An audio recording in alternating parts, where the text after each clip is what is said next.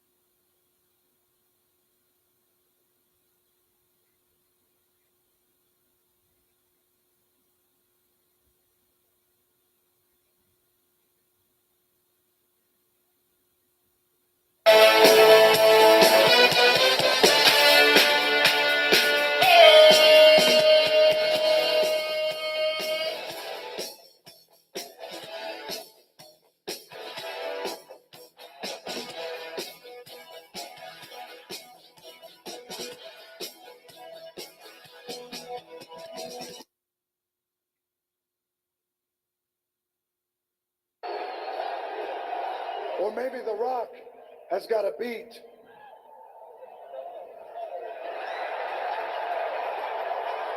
Stone Cold Steve Austin, which means I gotta get in my pickup truck, drink some Steve Weisers, listen to some Backstreet Boys. And that's the bottom line, because the great one said so.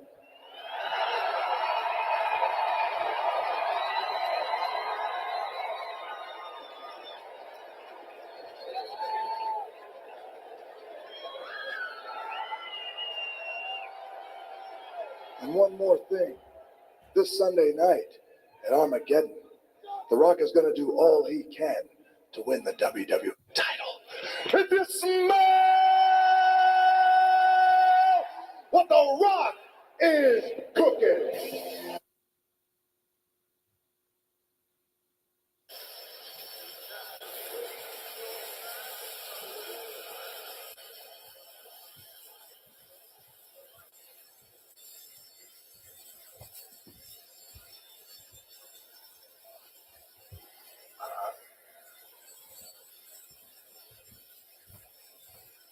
I know what you're thinking. 5 or 6 shots or only 5? Well, to tell you the truth, in all this excitement, I kind of lost track myself. But Ian, this is a 44 Magnum, the most powerful handgun in the world, and would blow your head clean off. You've got to ask yourself one question. Do I feel like it? Well, do you, Buck?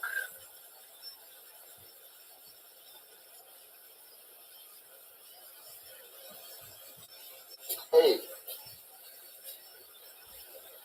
I got to know.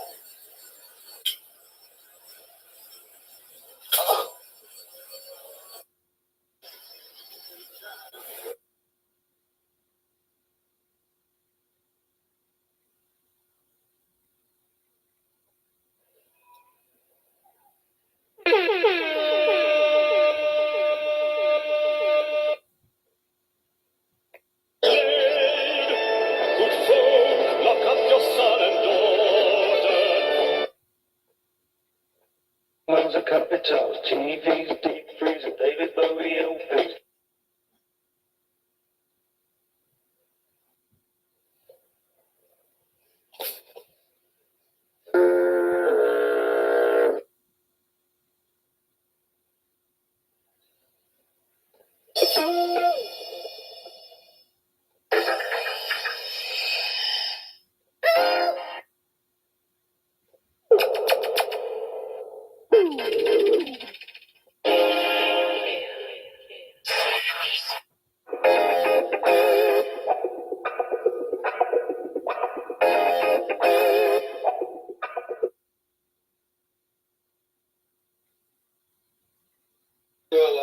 13 years. Perhaps you hadn't noticed it, but I lost more than anyone else. I lost my self-respect.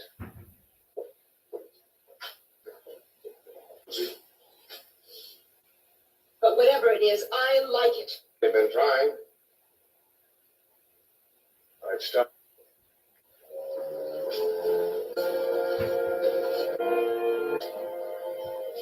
Looks like maybe Allison's coming to town was all we needed to get us back on the right track. And that's just what we're doing. That Texan, you're going to have to take him all by his Side. More shooting.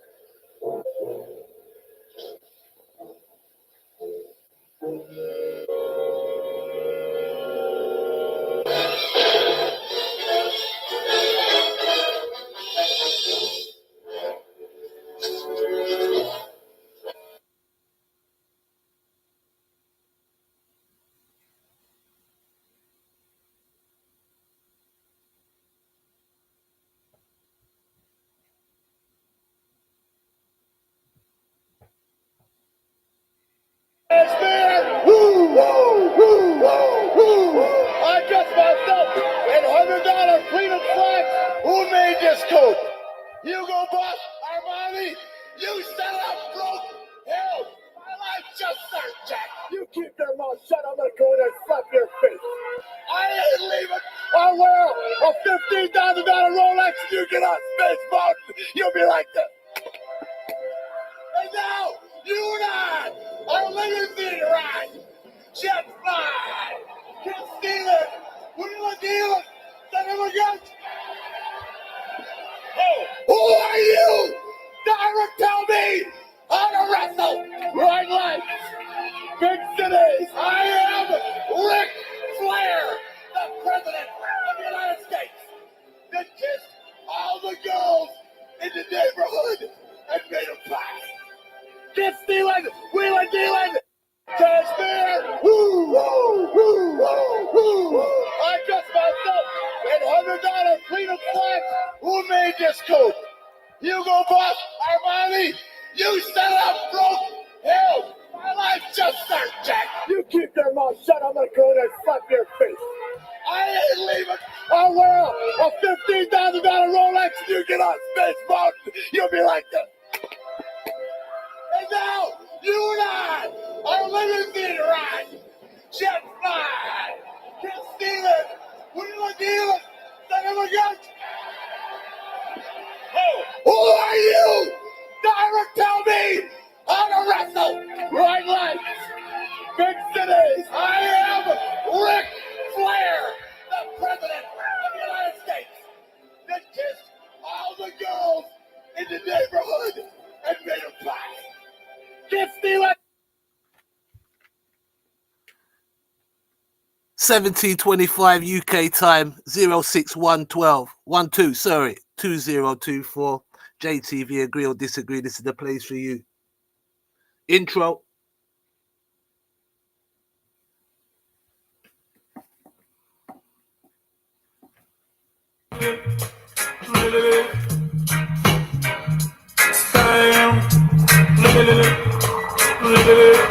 Old people say, no run down bus and no run down woman. Cause when you get left, the whole wide world will be laughing at you. Me now watch no face, just a cut and play. Yes, me I move on through. To all the people that wish me good, the blessing be unto you. Make them go on, them not go no way. Make them go on right, yeah, them a stay. Make them go on, them soon overturn. Make them go on, them must get burned. Me no bad mind and me no grudgeful, so you know me have to live. If me have a little thing and somebody need it, you know I man will give. Me nah run down the world, so run. Remember the world it round. And what goes around come right back around. What goes up must come down. Make them go on, them not go nowhere. Make them go on right, yeah, them a stay. Make them go on, them soon overturn. Make them go on, them must get burned. Special request to all the massive and all the article crew. Special request to Mr. Lee and Marie and the Ati crew. We now watch no face, we will lose space. Yes, we are cut and go through. The Eden not like it, but we are very and we are a part of the crew. Make them go on, them not go nowhere. Make them go on right here, them a stay. Make them go on, them soon overturn.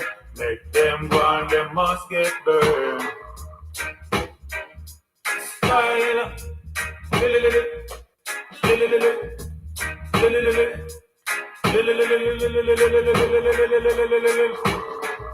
Old people say, no run down bus and no run down woman. Cause when you get left, the whole wide world will be laughing at you. Me now walk no face, me just a cut and clear. Yes, me a move on through. To all the people that wish me good, God blessing be unto you and Get 50 serious.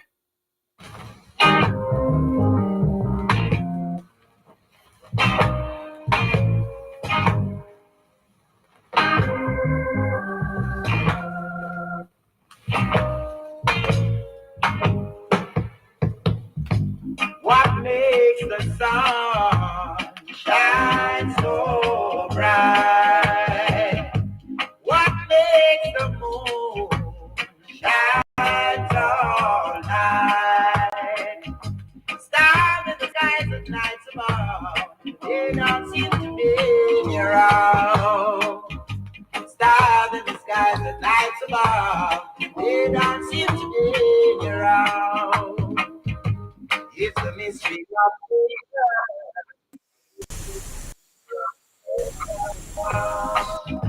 It's a mystery of nature. Mysterious nature. Oh, what makes you see fruits on trees in due season? Tell me the reason. Leaves are green on a tree, but heart of there isn't a thing. Leaves are green on a tree, but in heart of there isn't a thing. It's the mystery of nature, mysterious nature. It's the mystery of nature, mysterious nature.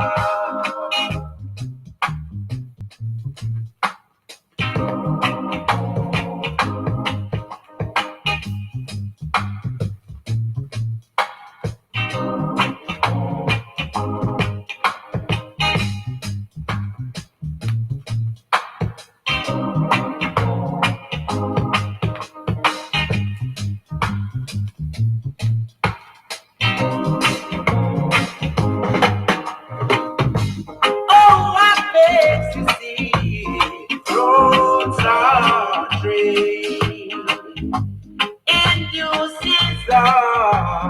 Tell me the reason. Leaves are green on a tree, but heart of there isn't a thing. Leaves are green on a tree, but heart of there isn't a thing. It's the mystery of nature, mysterious nature. It's the mystery of nature, mysterious nature. It's the mystery of nature, mysterious nature. Yes, people. Yes, yes. Greetings, greetings.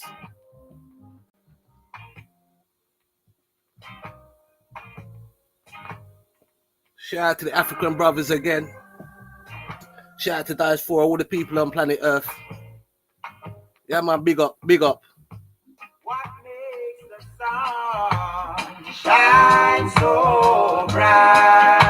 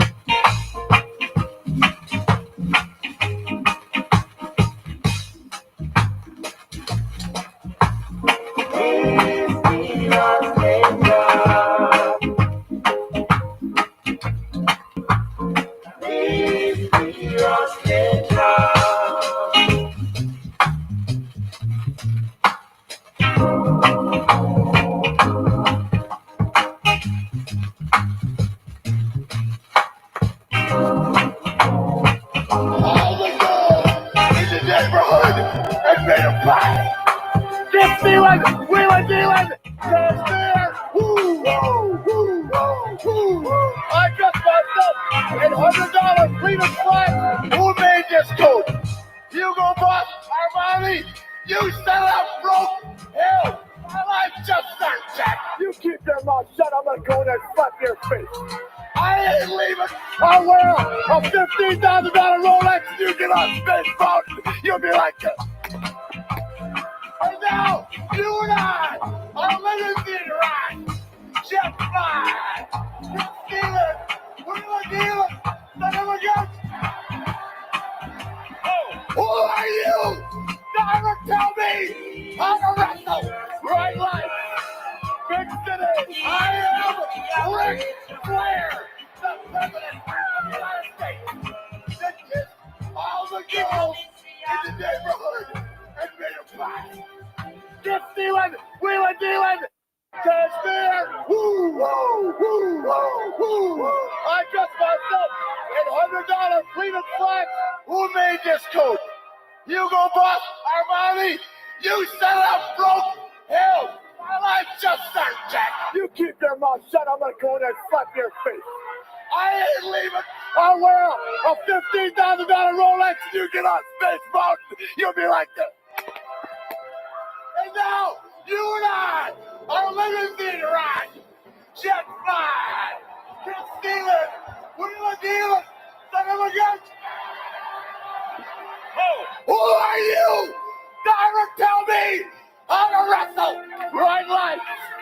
Big cities. I am Ric Flair, the president of the United States. That kissed all the girls in the neighborhood and made a pie. Just stealing, wheeling, dealing.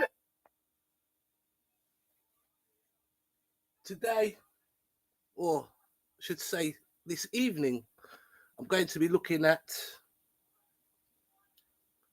a CNN 30 places in Africa to visit. Let's have a look. Let's have a look.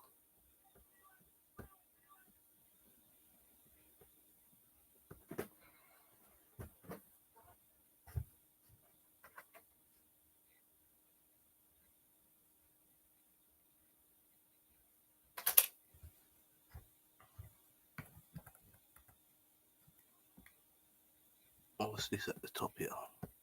Why is that up there? Oh, geez. Let me see.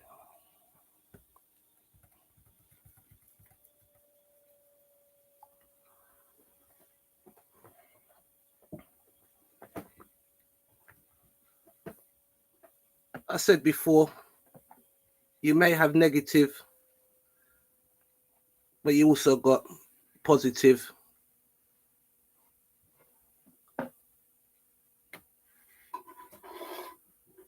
We're in the mental death, especially children of Ethiopia.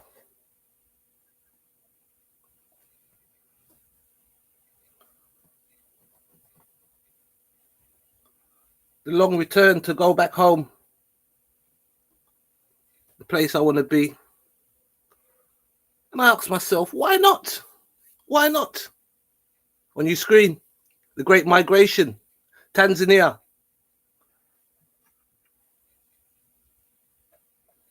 The Great Migration.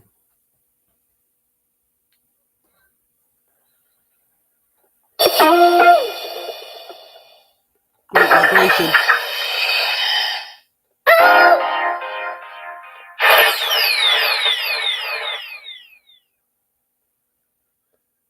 So you'll be able to see wildebeests, one of the greatest migrations of animals.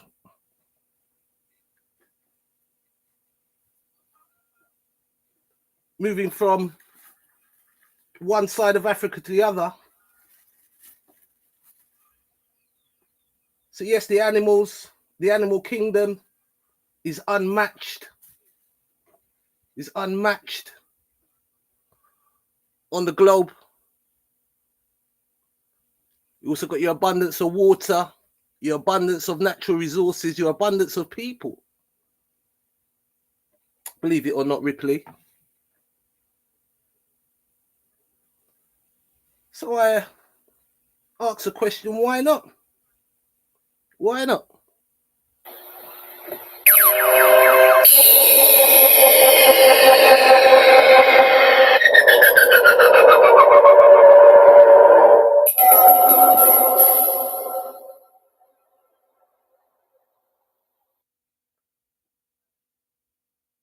Table Mountain, South Africa, South Africa.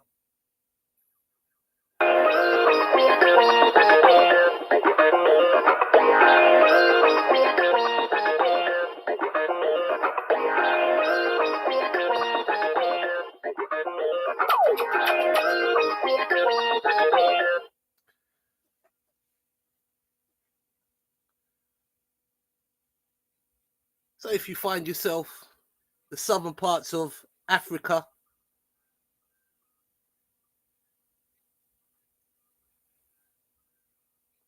they say they've got the table and the wine, and you can provide the company. Find this gorgeous natural setting in sophisticated Cape Town there. Sophisticated Cape Town.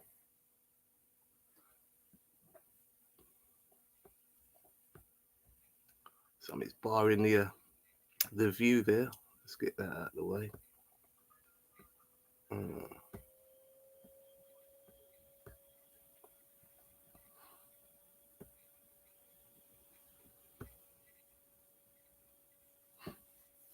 So you've got your oceans. I would say the southern parts would have temperate weather. So you would have your winters. You have your summers, obviously. You have your seasons. But it's has times where it's cooler.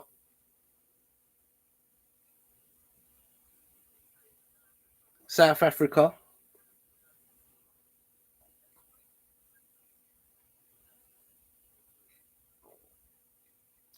Tabletop Mountain. Imagine that, having that as a view in the morning. Africa bound, people. Africa bound.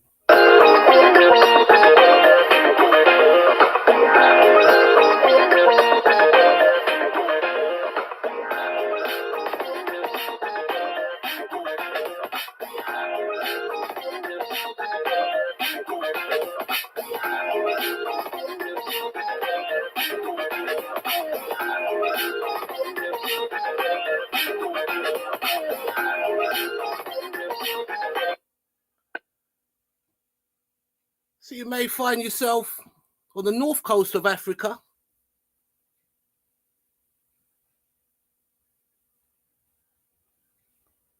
The wonderful markets of Marrakesh in Morocco. Shout out to Morocco. Even says here you may be seeing some snake charmers. How about that? For a pastime. How about that? Sounds good to me. That sounds fun. Are those right now that are questioning whether you can withstand the big man. I don't care about those people, man. I don't care about those people that are stark-raving hulkamaniacs. I could care less what they think. I'm fighting for life, brother. I'm fighting for all those people that have remolded their lives, man. Mongrel after hulkamania. Get their priorities in order, man. Walk around with a lot of pride. As far as those people that are on Andre the Giant's side, I wish you'd come on down, too. I'd like to slap them around just for a warm-up. But I've already gone through my transformation, man. I'm ready for Pontiac, Michigan. I'm not the Hulk anymore. I'm the Hulkster, man. Looking through my eyes, man. Oh, come on that mountaintop. Back off, little man. I'm on that mountaintop, and I'm waiting for you, Andre. And I'm guarding that mountain. And the Hulkster that's guarding has got a 32-inch neck, a 64-inch chest, the largest arms in the world. I'm here to seek and destroy. Namibia. The desert plains.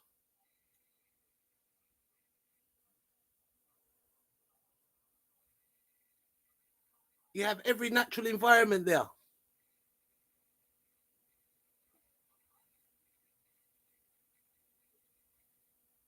Your national parks. You may want to look at some red sand dunes. The people of Namibia as well.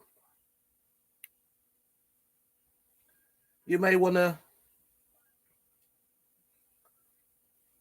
have a chat with your brothers and sisters.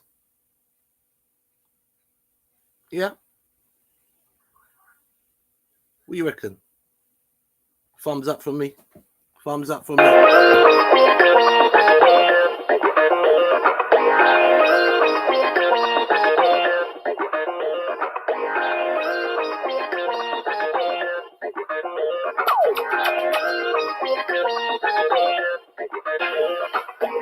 Rwanda,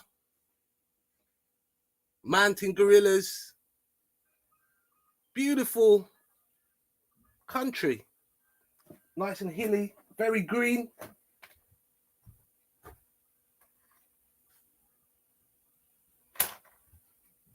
Lush. Rwanda had a traumatic times in modern history. Rwanda, but believe it or not, Rwanda is one of the countries that has turned the tables and is progressing. Rwanda, you might want to visit Rwanda or live in Rwanda.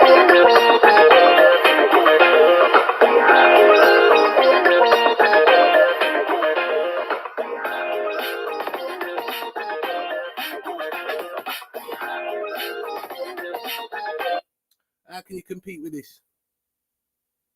Victoria Falls, Zambia and Zimbabwe. Sport for choice. I believe that's our problem. We're spoilt for choice. We're spoilt for choice, you see.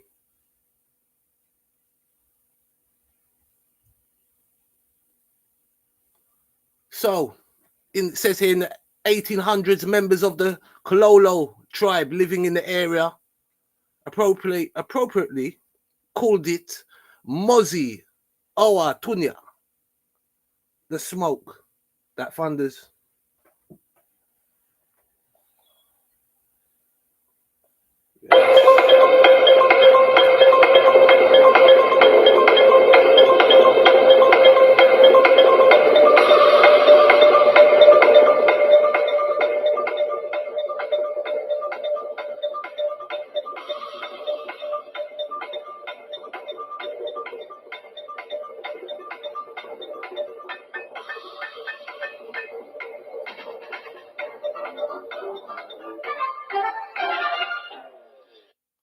So Namibia again is made the list again, number 7, and this time it's Spitzkope. I think that's a German mining town.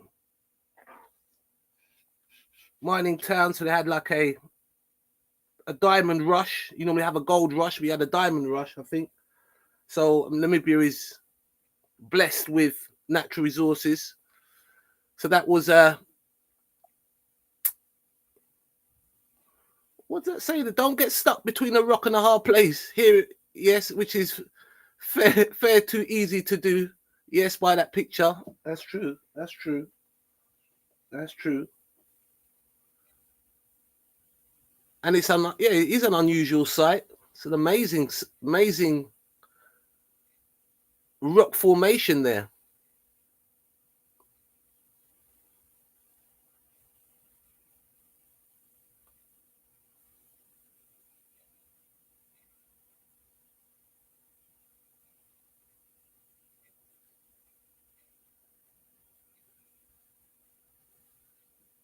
Yeah, I like that.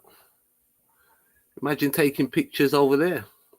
Some photography, filming. Why not head over to the Sahara, the dunes, sandboarding, pastime activities. I dress myself in cashmere. Woo, woo, woo, woo, woo. I dress myself in $100 freedom flags. Who made this coat? I dress myself in cashmere. Woo, woo, woo, woo, woo. I dress myself in $100 freedom flags. Who made this coat? I dress myself. Don't need to say anything about that. Don't need to say nothing. Malawi, yes, one of the smallest countries in Africa. That's an unusual landscape there. Similar to, I would have said Scotland. It's, you know, Scotland up by the Pennines there. Is it the Pennines or? Yeah. So you've got a dream escape. And this is part of the Great Rift Valley. The Great Rift Valley. Okay. Right. The greatness of Africa.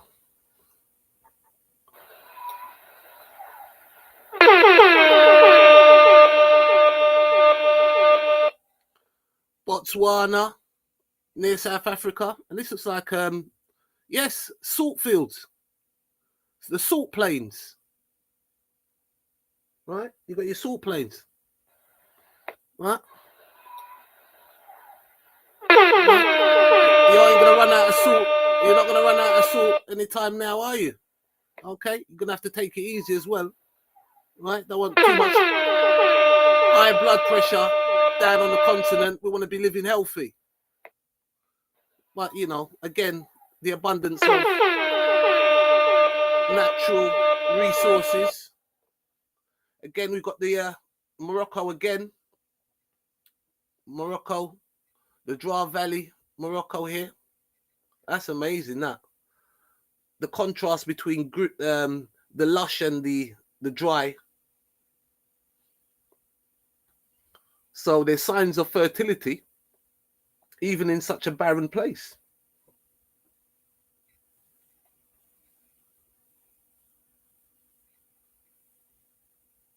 Even in such a barren place. You have beautiful scenery. You have vegetation. Hikers and trekkers paradise there.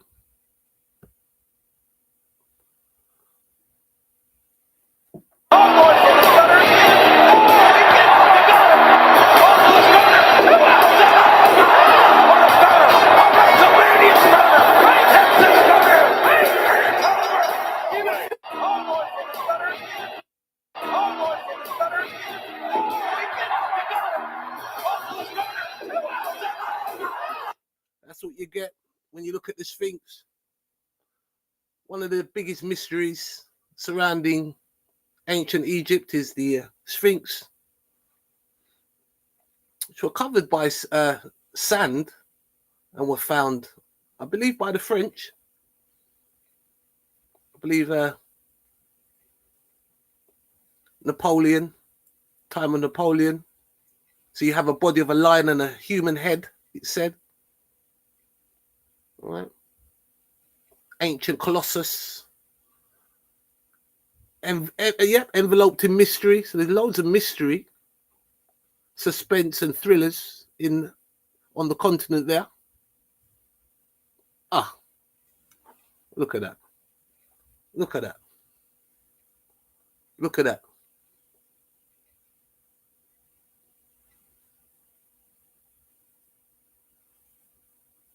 The ancient rock formations of Africa.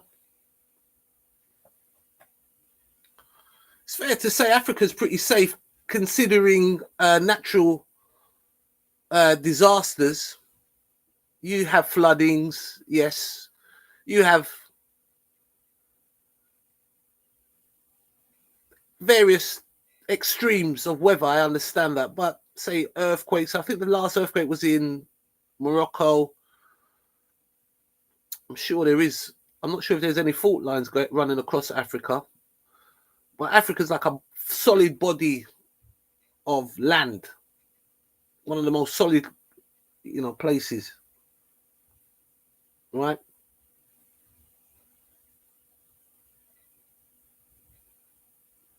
It's solid, Africa. Right?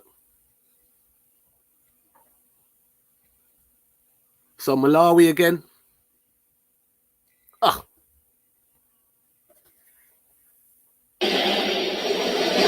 Ladies and gentlemen, the greatest physique in sports today, I give you. Ravishing Rick Rude. You talk about arrogance. This man exudes arrogance from every pore. What I'd like to have right now is for all you fat, out of shape, Rhode Island rednecks, Atlantic City sweat hogs, New York nitwits, keep the noise down while I take my robe off and show the ladies what a real sexy man looks like. He was Picasso showing his masterpiece. He could get all of the men hating him and the women wooing him all in the same moment. In every sense of the word, he was ravishing. Rude awakening coming up. Kenya, again, wildlife. You won't be riding on that horseback, I tell you that much. So you can safely watch the wildlife from a safe distance. Again, maybe floating on the Nile.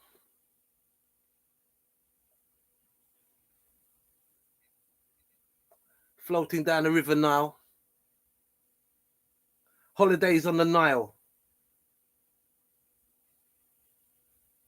How about that? Nah? How about that? A cruise, It's cruising down the Nile. Magical, people, magical.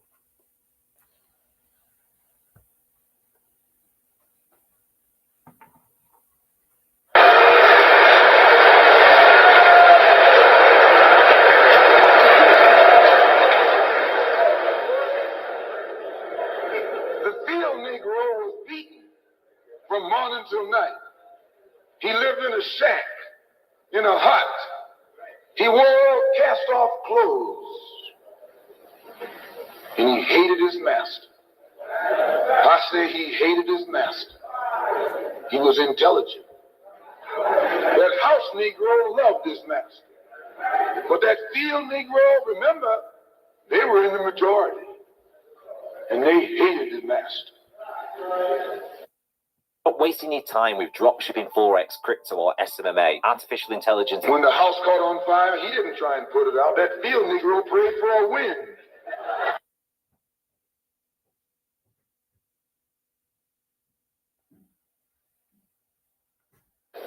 To understand this, you have to go back to what young brother here referred to as the house Negro and the field Negro. Back during slavery, there was two kinds of slaves. There was the house Negro and the field Negro. The house Negro, they lived in the house with master. They dressed pretty good. They ate good because they ate his food, what he left. They lived in the attic or the basement, but still they lived near their master. And they loved their master more than the master loved himself. They would give their life to save their master's house quicker than the master would. The house Negro, if the master said, we got a good house here, the house Negro say, yeah, we got a good house here. Whenever the master said we, he said we. That's how you can tell a house Negro.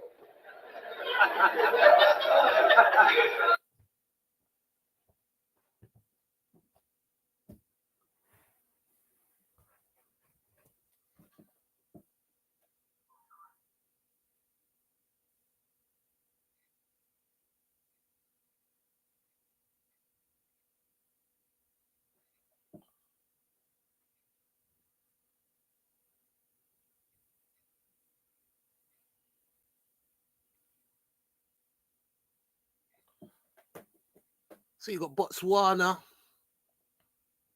Giraffes, how about that? Looking at your window, seeing the giraffes walking by. Well, I'll have some of that, I tell you. I'll have some of that, people. Where we are now. Cape Verde. Look at that. Look at that little town that they put right there by the sea. I'm not sure about that myself. But hey, there's a lot for everyone here. It's not just for myself. Depends what you want. And why not? Why not? They call that beachfront properties. They've managed to add vegetation there, so that seems it's possible. How about that? Surfing, chilling out on the beach.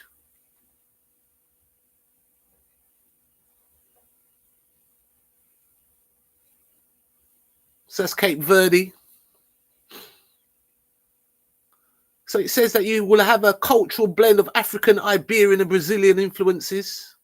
Water sports, hikes through volcanic landscapes, and leisure times at the scenic beaches. Offers it all, it says. Offers it all. Believe it or not, Ripley. Fresh River Canyon in Namibia. Fish River. I don't know if they're going to much fish in there with that. The water looks. That must be in the dry season. So you can imagine where the water was. Well, it was covered. It covered most of this place, didn't it? But so by the top of this mountain, right in front of you there, you can see where it's cut out. So you can just imagine that the water could be up there. That's where it could be, or that's probably where it was before. Before at some part of time there. So it's a must see. It's one of the world's largest canyons as well. Largest canyons. Rhinos in Kenya. Right? And then we can help with the preserving nature, preserving the animals in Africa. Such as the rhinos, the endangered creatures. So there's lots to do, and it's important to keep the balance with nature and get back to our natural ways. Food, shelter, clothing. May have missed out one there. That's what you want to be looking at, people. The rest doesn't matter. Volcanoes. Democratic Republic of Congo. One of my favorite places. The Congolese, shout out to the Congolese. Shout out to the whole of Africa, obviously. But look at this. This is unmatched. Geological forces there. Look at that. It's truly magical. Truly magical. Where have we got? At number 25, Kilimanjaro. You know, you don't have to say nothing. Kilimanjaro. Tanzania again. That is a place where I'm feeling Tanzania, to be honest. I like the look of Tanzania. I've met people from Tanzania, and they're very welcoming. Actually invited me over, so I don't know what I'm still doing here, you know. But boy, you imagine being at the top of that, you know, right? And we're talking about prime hiking here, you know, premium luxury. This is the top notch. This is the place where you want to go if you're a hiker, to see these breathtaking views. And again, you can see snowfall, right? So you're getting different temperate zones in Africa. Remember that as well. Lake Malawi, right? Maybe some fishing, yeah. That's going to be in abundance over there, right? Many species of colorful fish found nowhere, right? Apart from Africa. Not to say nowhere hasn't got such beautiful things.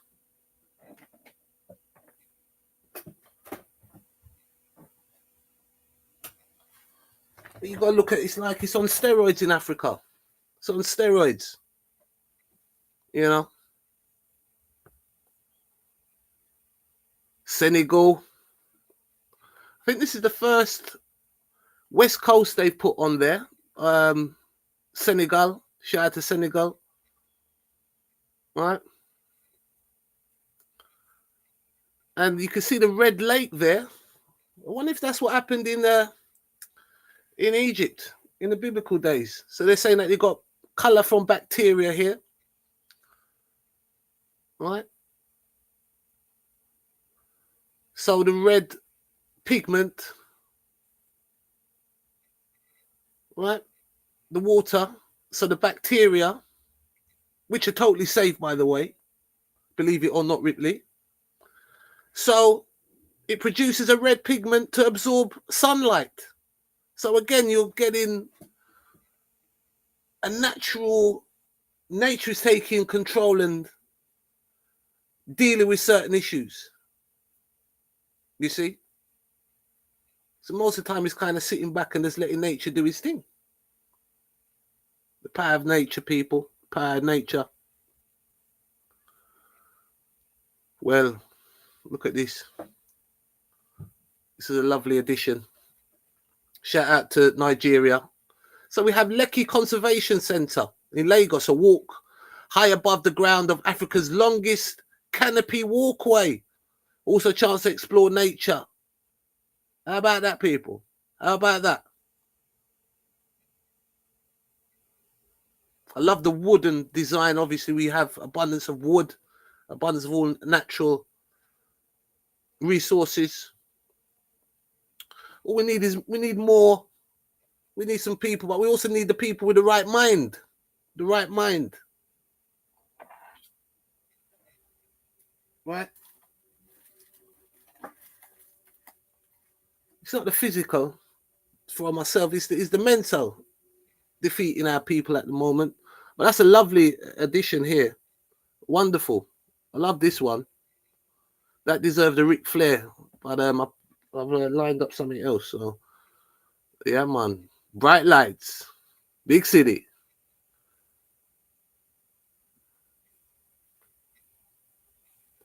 So we have an African Renaissance monument. So we'll probably be popping up some more Renaissance, some more monuments.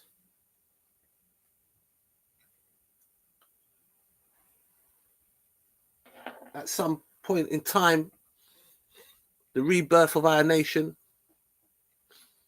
Right? So look at this here. This sculpture is higher than the Statue of Liberty in New York. It is a bronze statue, and which is the tallest in Africa. And getting to it is an exhilarating feat that's crowned by breathtaking views of Dakar, which I think Dakar is in Senegal again, right? From the top of the monument. Again, look at the soil. Look at that soil. That's the soil you want to be planting in. That soil right there. Right? Getting back to farming and natural foods without the chemicals.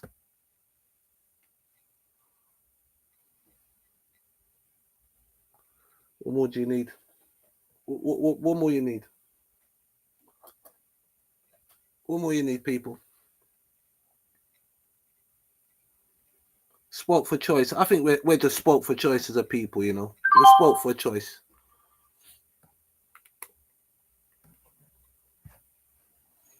Spoke for choice, man.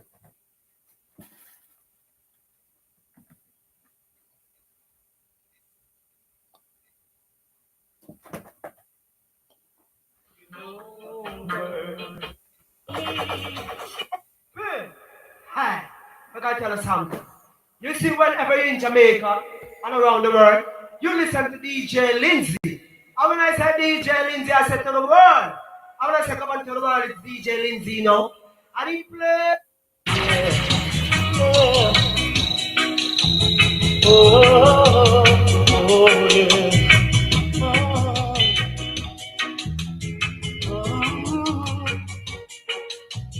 I heard you knocking on my door last night, I heard you calling out to me in the middle of the night. Say you need my love, you need my true romance. I'm the reason why I'm tell you another woman has my heart on the string. I tell you, from the day you turned your back on me, it is true. Oh yeah. I tell you, I tell you.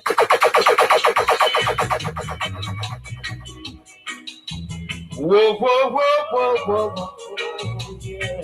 Oh, yeah.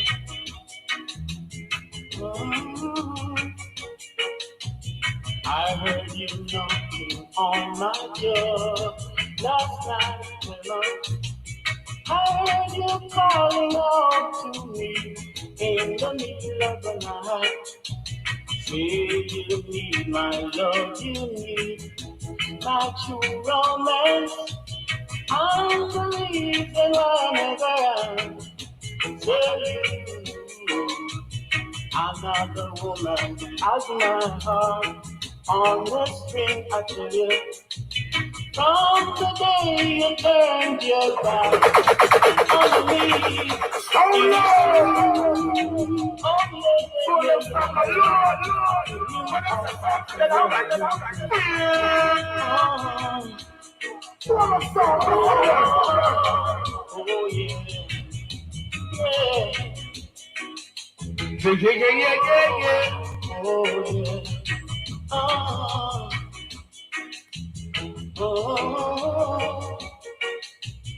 It is because you already died. Why you leave me alone? It is because you already died. Why you leave me alone? What we play with Shirley the way of something up. Ever take the number that? Some of the things that were the bad for style. The mean to we get you to the call. We into years. Take you back in the middle of the segment right now.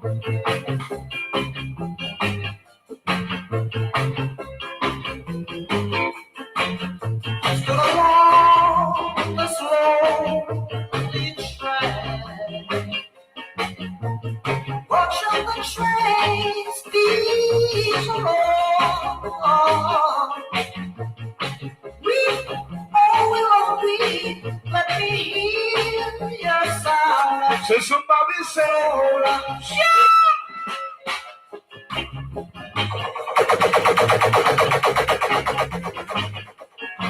come and say, roll out, rolling. Come and say, stone like my plane. Marriage, you don't run for them. The slow each train.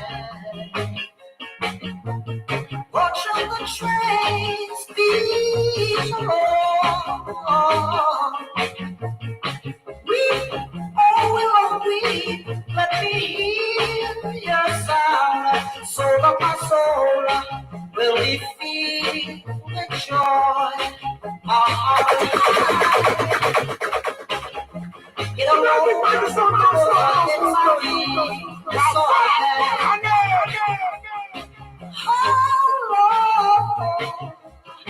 how long will it take me to be your man again? Checks. Take somebody checks to wear something up. How long? Listen to me. Your friend Sheila and Noel. As I try my best from the side, I still feel the tears of my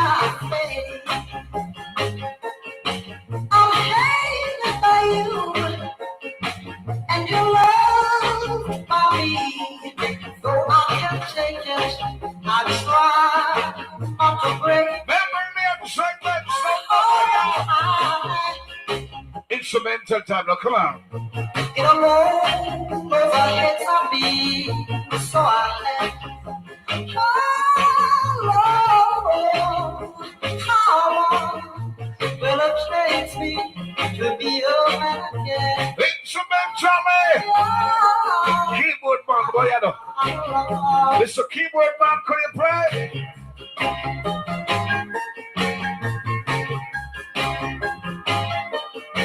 In bad notes.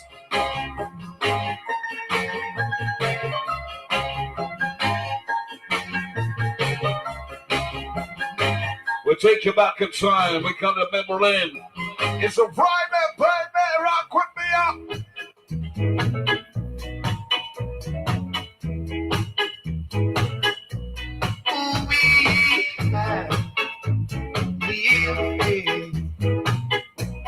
And the one you love. Father, man, when the family big up the way yourself. Whoa. Let's try one more time. Little faith.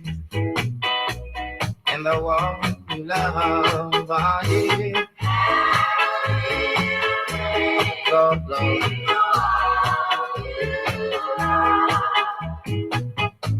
You know the days are cold and the nights are so long, yeah. And I just need this little woman who I could call my very own. But some of her friends told her bad things about me. And I just need this little woman to believing and to a little bit of faith, good God. Keep the faith, baby. One more.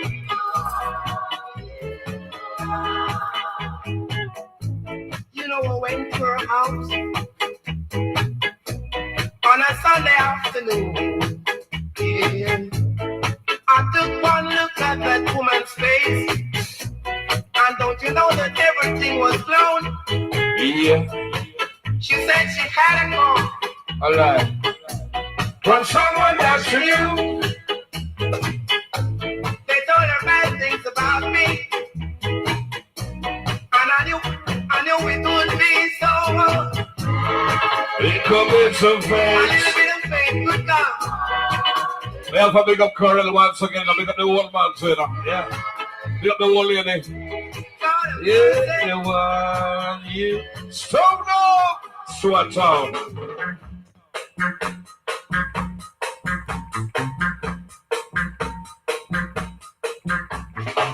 I can feel those trees Walking over. when you Running and coming, yo. Big up Mike, big up Shiva, big up Sophia, big up Don. Barrett G, tell them now. Coral never take code, right? Nice. I can feel those trees walking over when you enter town.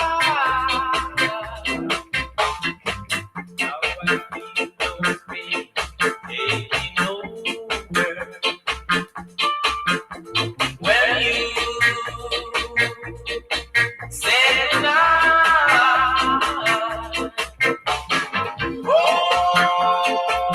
Oh, what sweet sensation.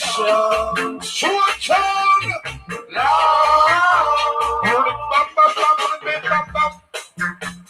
Nice, don't it?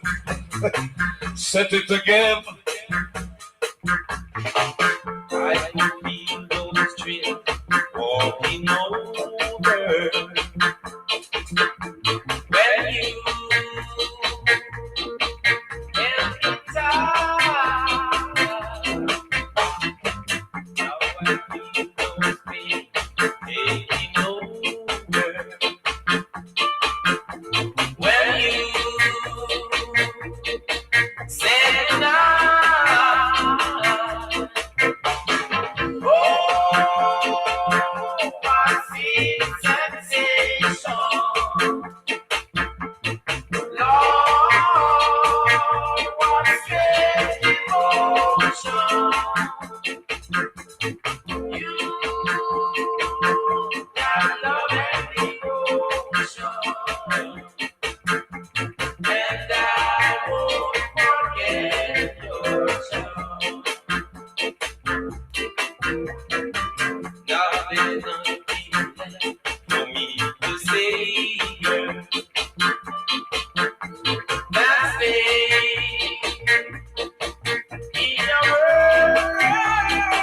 Time for Lady Marlene. Send goes to Janet. Baby, I said, long time. What's it? Listen.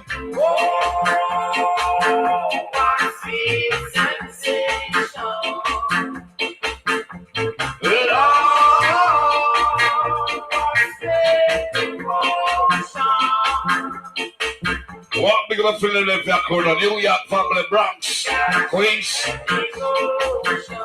Colonel taking up. Stump down. Look instrumental now.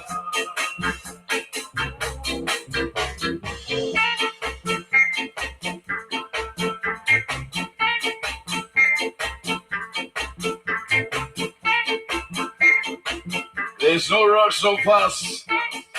Whatever time you want a part of it nice, you have to take it from the grassroots. Trust me. You have to play some song where the bigger people can fulfill themselves. And don't still enough difference, you know it.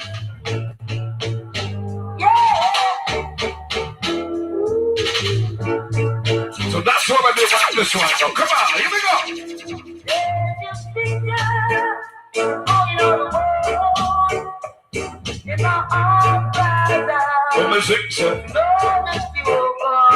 Coming up to be there. For those of you miss somebody special in their life right now, with them that captivity, with them cross the sea, or in pass out, do you miss him? Don't. So we are telling say.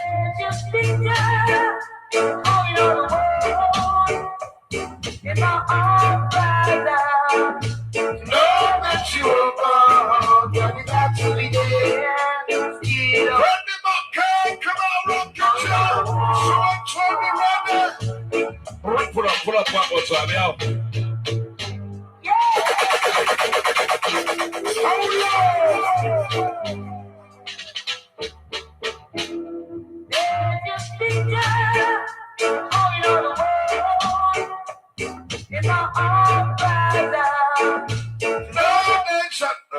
Hello, bartender.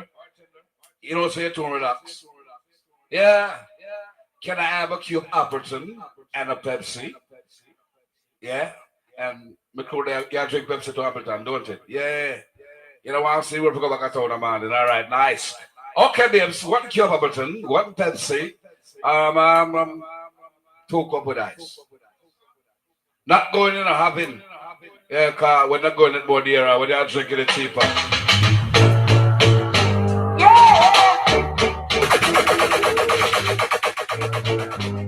My baby family, big up Colonel, you don't know enough.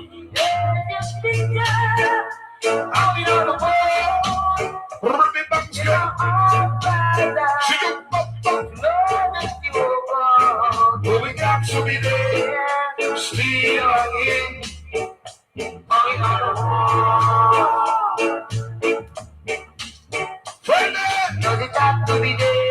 Big up Mr. Williams. Big up Mr. Dawkins.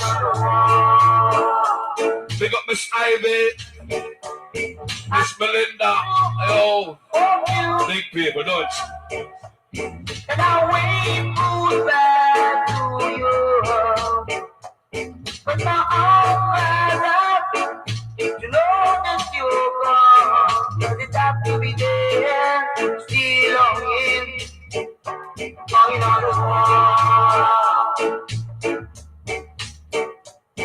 Does it have to be there? Still longing. Hanging on the wall.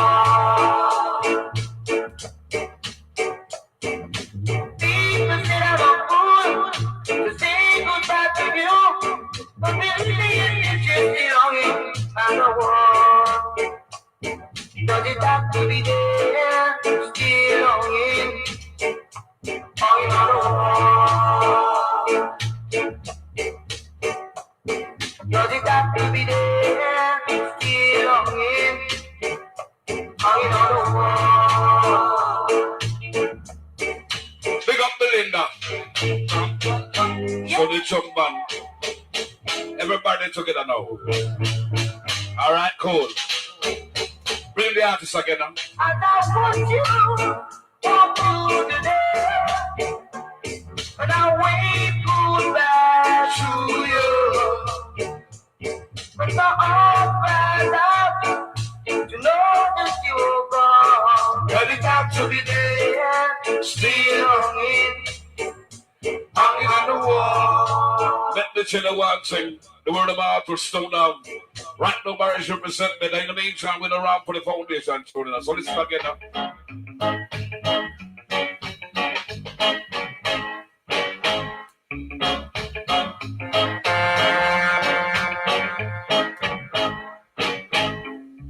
I am the same. Slow down. Come on. Police in the morning.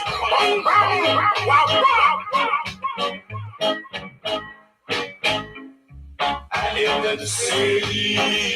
You don't want me. You don't need me. Not anymore. I hear them saying you don't love me, you don't care for me, not anymore.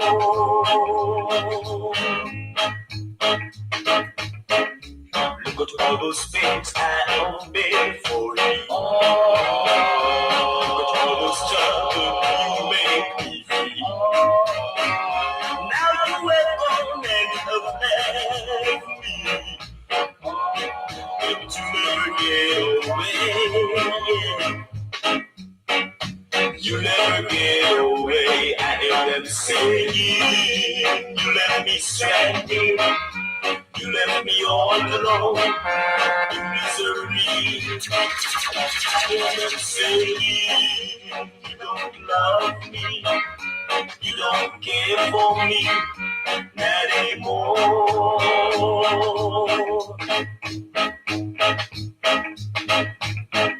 The road of life is so right now, you're on the wire. And someday you might in the scripture, fall back in the scripture. Oh, big up Poach and Munch and the family the way you say, big up. Big Shine promotes a Colonel and the whole family. Get away. Oh, everything's a laugh, you know. So the things are stone on me.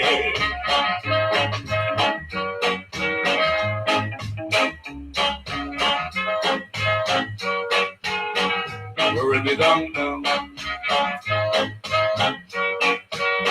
If you are desire, then I will set the soul on fire.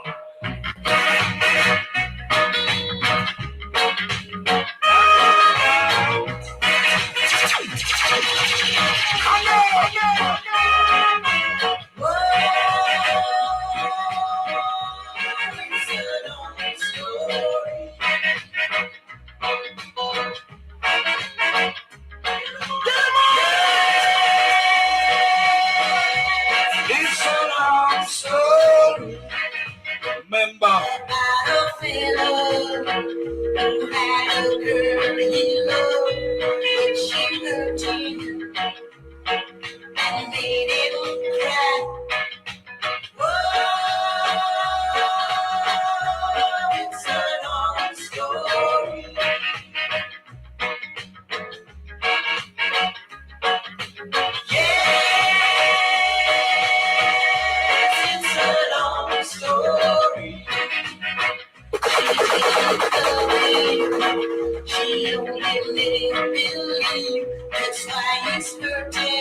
zero sinner.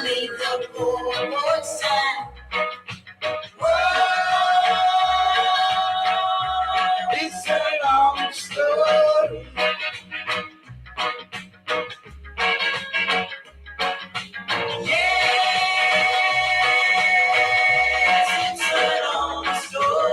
Why too long? Long. Colonel!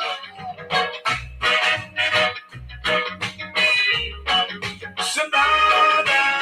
Run up.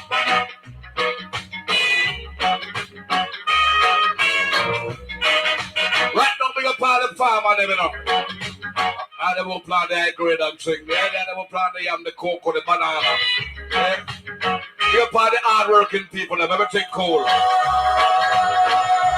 It's a long story.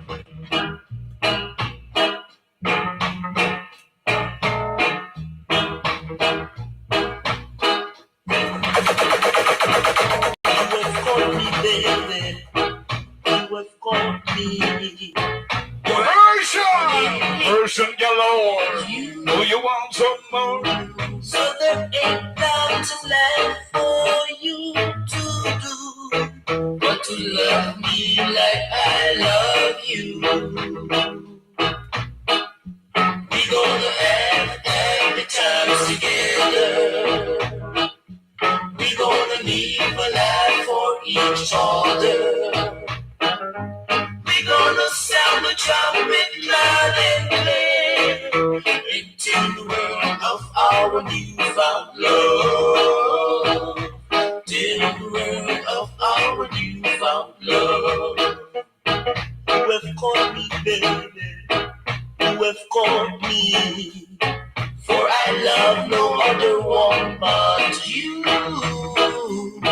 We are young in age, so let's roll along. The future is here, my dear. The future is here, my dear.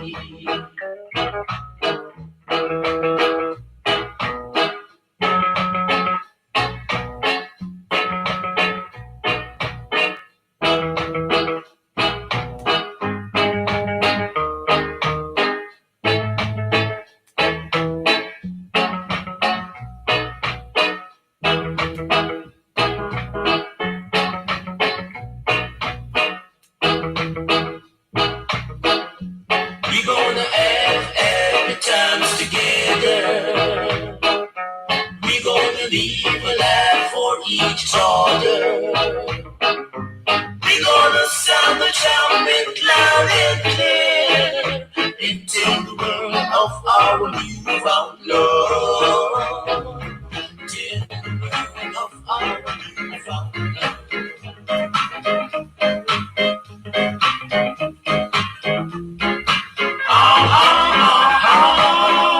What can I do?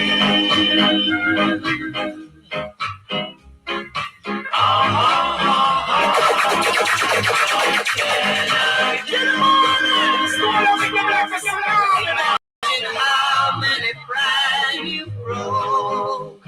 Imagine how many hearts you stole.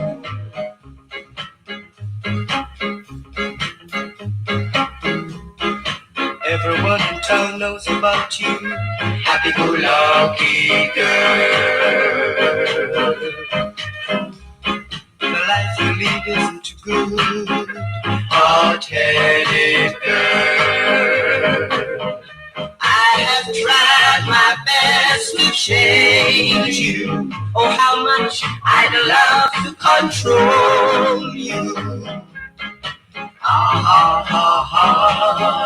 Happy-go-lucky girl.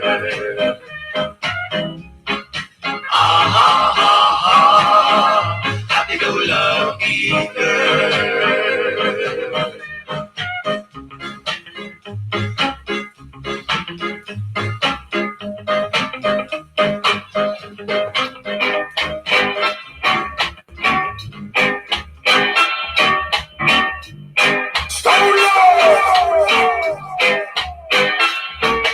Come on, little girl, come on. Come on, little girl, come on. Come and dance with me. I need someone to dance with me. There's someone Tuesday that's you, so come on, little girl, come on. Come on, little girl, come on. I don't know later she comes, but Little girl, come on. I will take hold. Me in my soul. Don't say the word no. Make me run away. Big Man Park of Armor Cherry. Big up on yourself, y'all. Someone like Stone up. come on, little girl, come on. Come on, little girl, come on. Come on, little girl, come on. Come on, dance with me.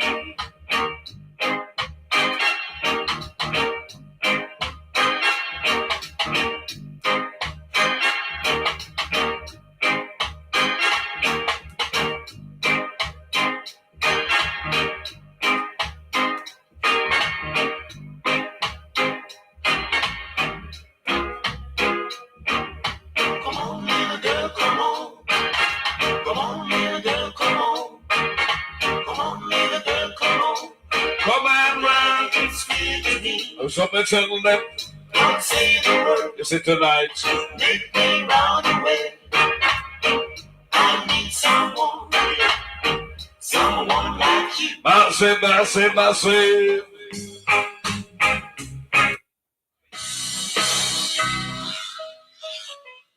Over the whole universe, I'm talking about the word of Arthur Stone now.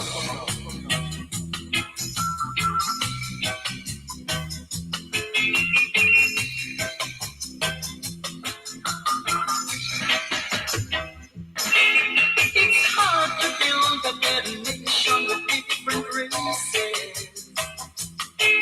When every day you will go with some different races. This is but one killing. No brotherly love, no sisterly love. Oh, Wilson Engineer, you want to report. And nothing to erase from each life or every trace. If they talk about love, Stones of love. They talk about love. all a bull. The grand big mighty song called Stone of Movement.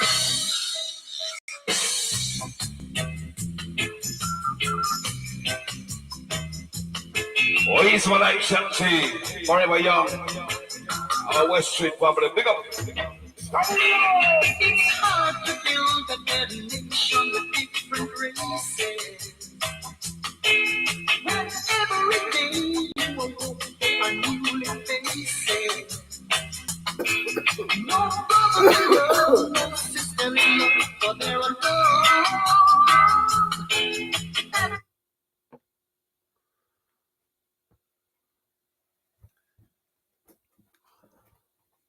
People, 1837 on the UK time, 06 12 2024. JTV, agree or disagree, is the place for you.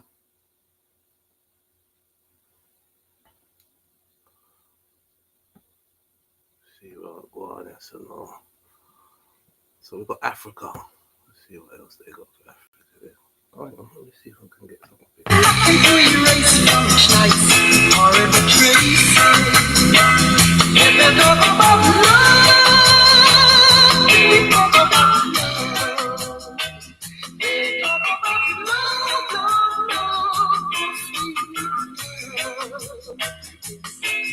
They give their affirmation like a more power. But it seems that the righteous story in a longer hour. No earthly love, but there is always a daily grace. And it took a miracle to put love into hatred. And yet they talk about love. They talk about love. They talk about love,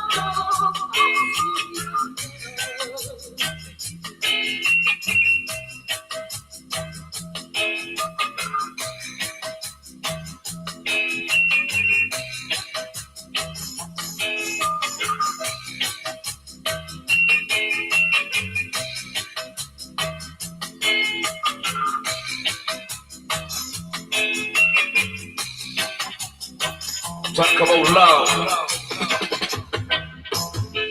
It's hard to build a better nation with different races.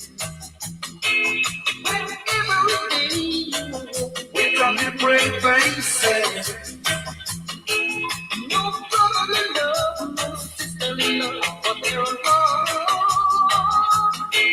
And nothing to erase from each night or every trace. We talk about love. Word of Arthur Stone now. Big up our life, Benji. Easy like the whites. Kennedy cut crew, everything nice.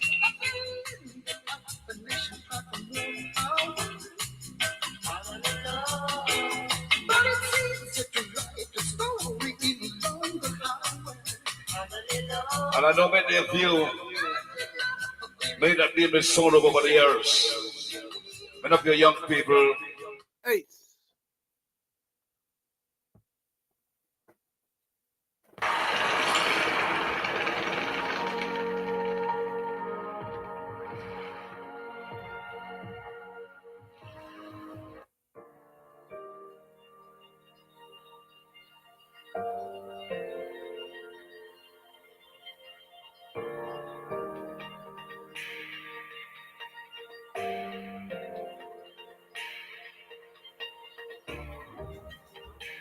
Home to much more than just safaris and the pyramids, Africa is both the second largest and second most populous continent on Earth. While beautiful beaches and rugged cliffs line its long coastline, its vast interior encompasses everything from mountains and deserts to tropical rainforests and the Nile River. Home to a vast array of different cultures and languages, Africa offers an intoxicating mix of old and new, as many of its age-old traditions and customs still survive to this day. Here's a look at the best countries to visit in Africa.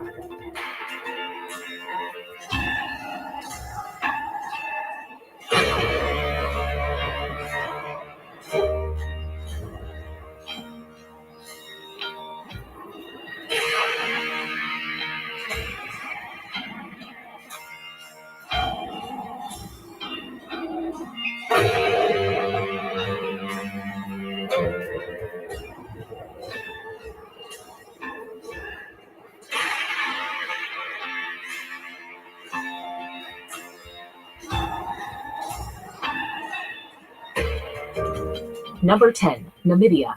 Nestled away in the southwest of the continent, Namibia is one of the most sparsely populated countries in Africa. This is because much of it is made up of arid, desolate landscapes and the unforgiving Namib Desert. Formerly a German colony, it only gained its independence from South Africa in 1990, so some colonial-era architecture can still be seen in its capital, Windhoek.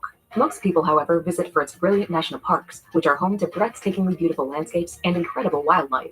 In Etosha National Park, for instance, you can catch glimpses of lions, elephants, and black rhinos roaming around the Kalahari. Another popular destination among tourists is the Skeleton Coast, which has lots of spooky shipwrecks dotted along its dangerous Atlantic Ocean coastline.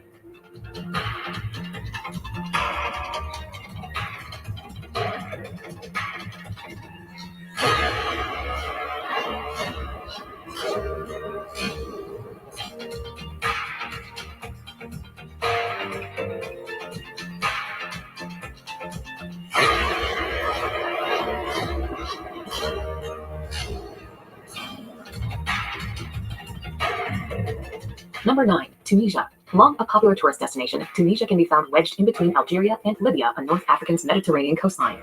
Due to its fabulous warm weather and inviting beaches, lots of Europeans come here to lounge on its golden sands and swim in the sea. There is much more to Tunisia than just sun, sea, and sand, however. The country is also littered with impressive archaeological sites that date back millennia. This is because throughout its history, it has been ruled by everyone from the Carthaginians, Romans, and Ottomans to the Arabs and later on French. Of its many historical sites, the stunning Roman amphitheater in El Jem and the remnants and ruins of Carthage are the undoubted highlights.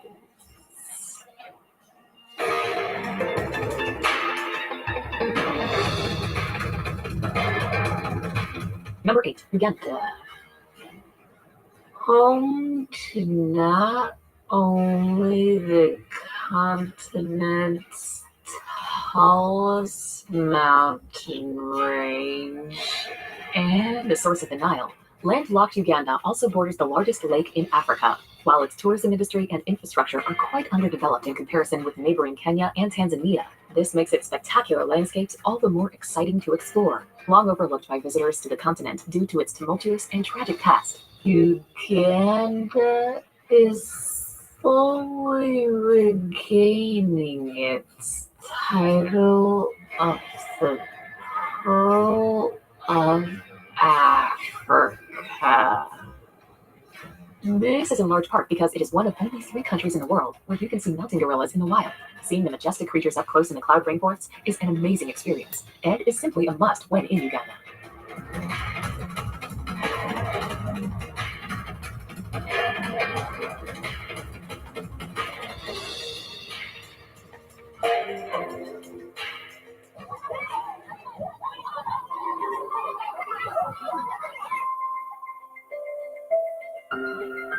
Number 7, Mauritius. Well, Mauritius certainly takes some getting used to. Visitors invariably come away astounded at the incredible beaches, mountains, and waterfalls on show. Located over 1,000 kilometers to the east of Madagascar, its remote setting means it is home to some of the rarest plants and animals in the world. As such, trekking through its mountainous interior really is a treat, as flocks of brightly colored birds swirl above the tropical rainforest canopy. Tucked away among the dense foliage, you'll come across steep ravines, plunging gorges, and sparkling waterfalls. All in all, the volcanic landscape certainly makes for some of the most picture-perfect scenes imaginable. Lying alongside the inviting waters of the Indian Ocean are idyllic white sand beaches, and lots of fantastic scuba diving and snorkeling can be had offshore.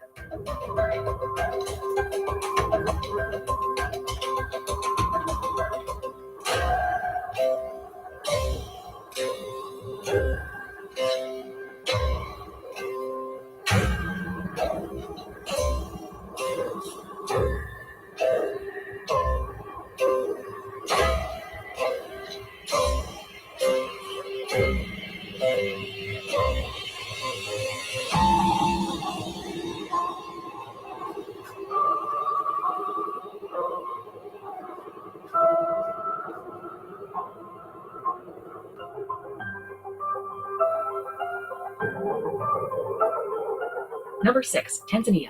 With so much to see and do in Tanzania, it can be hard to know where to start. The north of the country alone is home to the marvelous Nyiragongo crater and the world famous Serengeti, both of which are must-visits if you want to go on safari and see the Big Five. Here, too, you will also find the snow-topped Mount Kilimanjaro, Africa's highest peak. This wonderful part of East Africa is blessed with a myriad of different landscapes, each more arresting than the last. Just offshore, you can find the awe-inspiring Zanzibar archipelago, which boasts many glorious beaches, and is a popular tourist destination in its own right. One of the most linguistically and culturally diverse countries in Africa, Tanzania is also home to some very important archaeological sites that date back millennia.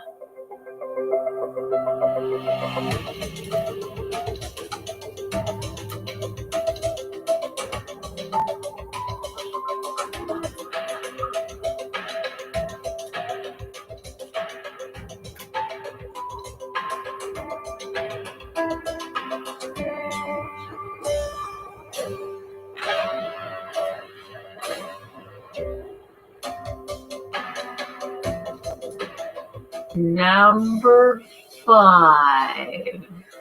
Seychelles. Lying some 1,500 kilometers to the east of mainland Africa, Seychelles is the continent's smallest and least populous country. Made up of 115 islands, with the vast majority of them being uninhabited, the archipelago is incredibly beautiful and is surrounded by the glittering waters of the Indian Ocean. While the Paradise Islands are lined with gorgeous beaches, their interiors are quite mountainous and coated in lush rainforest. Due to their remote location, they are home to all kinds of unique fauna and flora, and most of them are now designated nature reserves. Offshore, the colorful coral reefs and abundant marine life make Seychelles an unforgettable place to go scuba diving or snorkeling.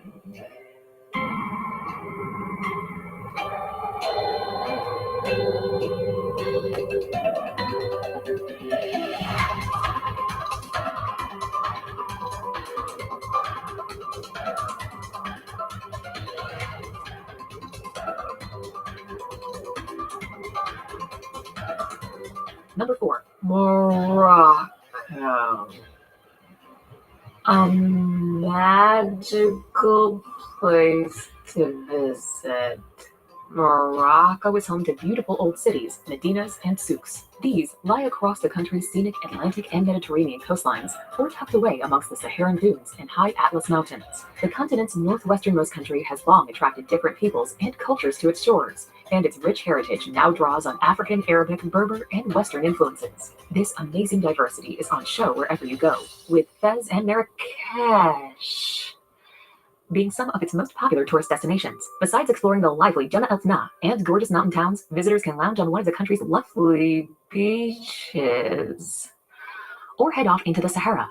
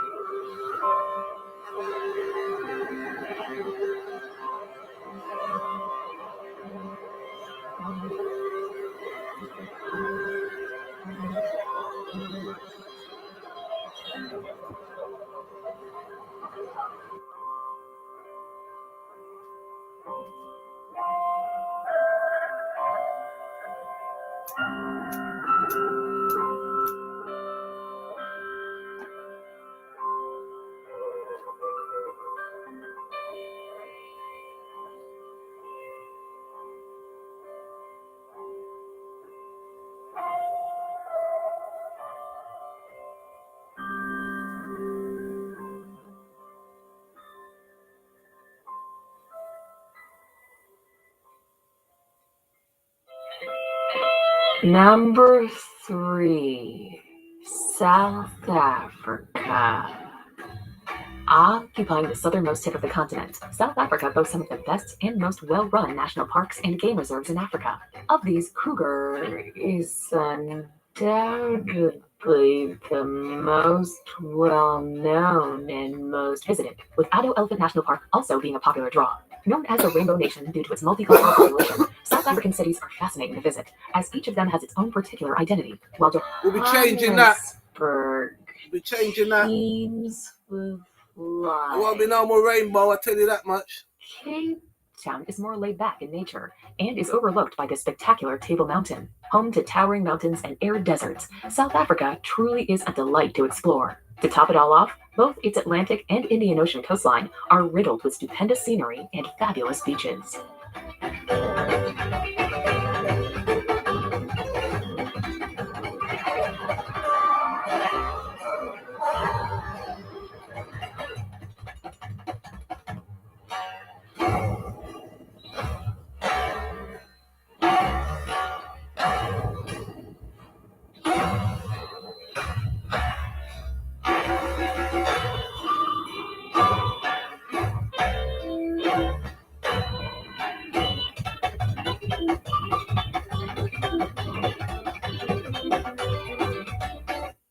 I really wanted to see you, and I feel really warm when I am around you.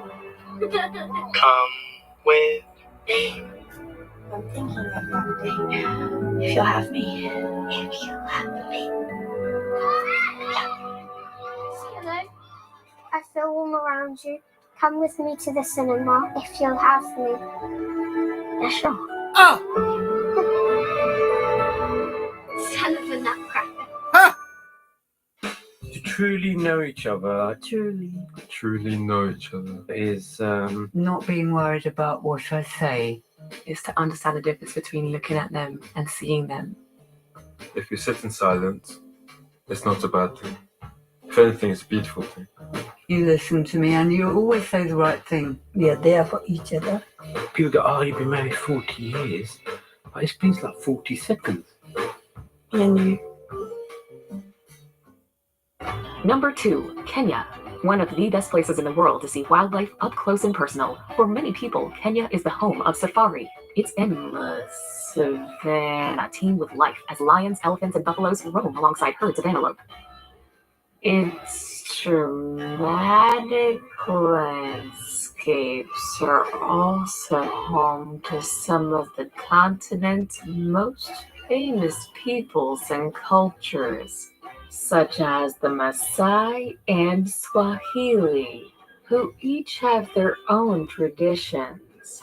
In stark contrast to their age-old ways of life, Kenya is also where you can find one of the continent's largest cities. Its ever-growing capital, Nairobi. Along its open plains are freshwater lakes and forests, and the Great Rift Valley, which cuts through from north to south. Coupled with the beautiful Indian Ocean coastline, this makes Kenya one of the best countries to visit in Africa.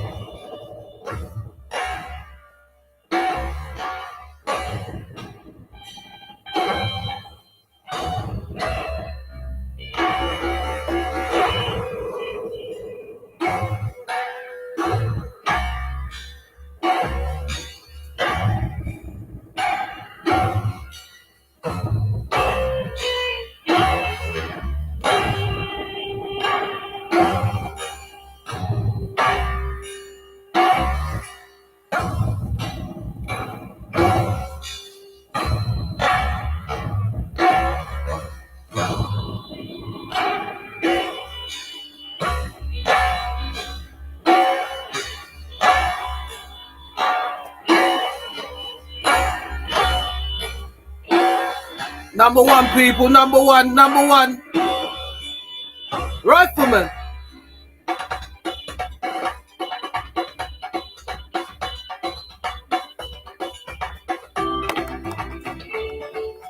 Number 1, Egypt. Renowned for ancient monuments and archaeological sites that include the Giza pyramids, the Great Sphinx, and the Valley of the Kings, Egypt is unlike any other country on Earth. Once home to one of the world's greatest civilizations, history is on show wherever you go, with tombs and temples lying alongside statues and obelisks, all intricately carved.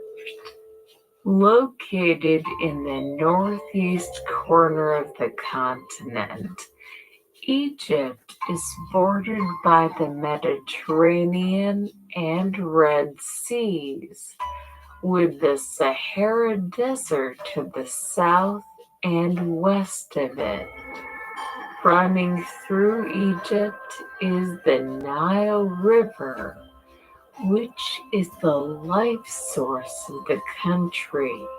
While many people come to see its historical monuments or explore Cairo, just as many come for its fantastic Red Sea beaches.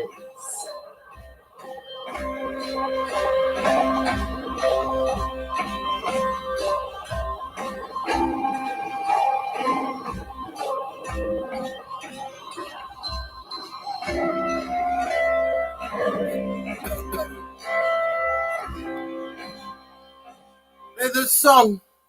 What the hell are you waiting for? I remember who sings that. What is it? Limp Bizkit. What the hell are you waiting for?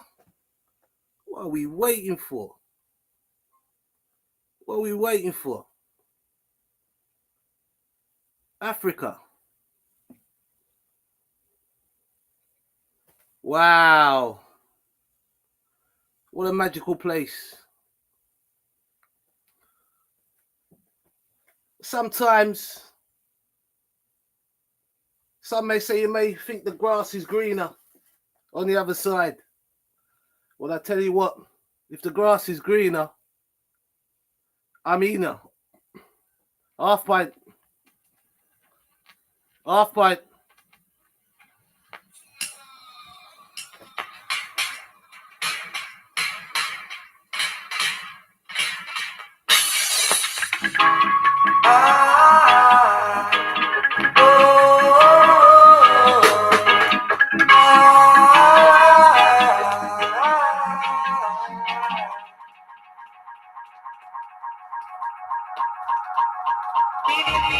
It's like $1 million plan. Girl, I'm cautious for me, you love me. This love I give is so expensive. If I love it, get it back, get it. Don't let it get away. Don't make it fade away. Don't let it get away. Don't let it get away. Don't make it fade away. I gave my love, it never come away. So long, girl, I've been on the run. Girl, I won't let you feel alone. I can assure that the double is secure. All you have to do is keep on running to my own soul. Don't let it get away. Don't let it get away. Don't let it go astray. Don't let it get away. Don't let it fade away. I think my love is never coming away. Oh, yeah.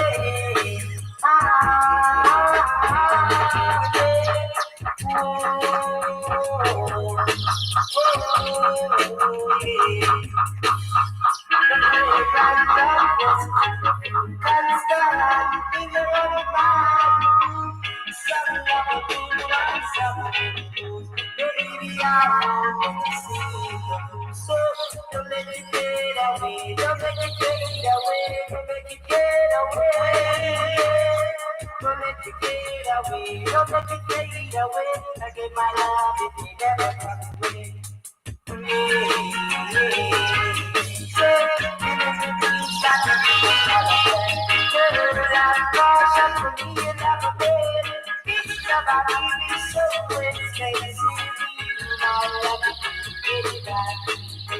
Don't let it get away, don't let it fade away, don't let it go astray. Don't let it get away. away. Don't make it fade away. And then my love will never come away. So long, your light is on the block. Girl, I won't let you leave alone the one. I can assure that the love will be secure. All you have to do is keep loving you, my love. So don't make it fade away. Don't make it fade away. Don't make it fade away. Oh, don't make it fade away. Don't make it fade away. Oh, yeah. Ooh, oh, oh, oh.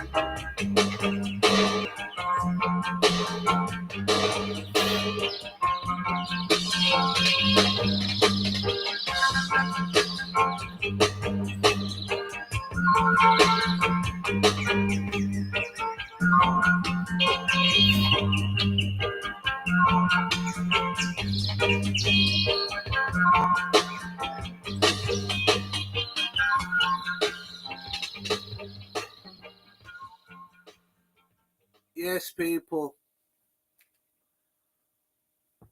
Boy, I don't want to trod on before I see Mother Africa.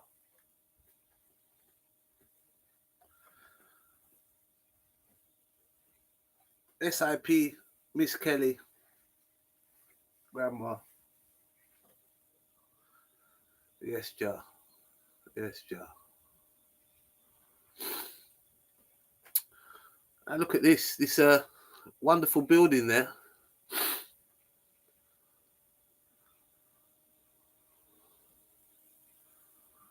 Wonderful building there. The old school. I prefer the old school architecture, especially of the UK. I mean,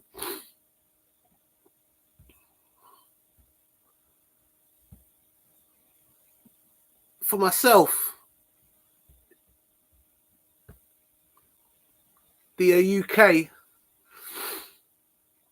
has lost its way, as in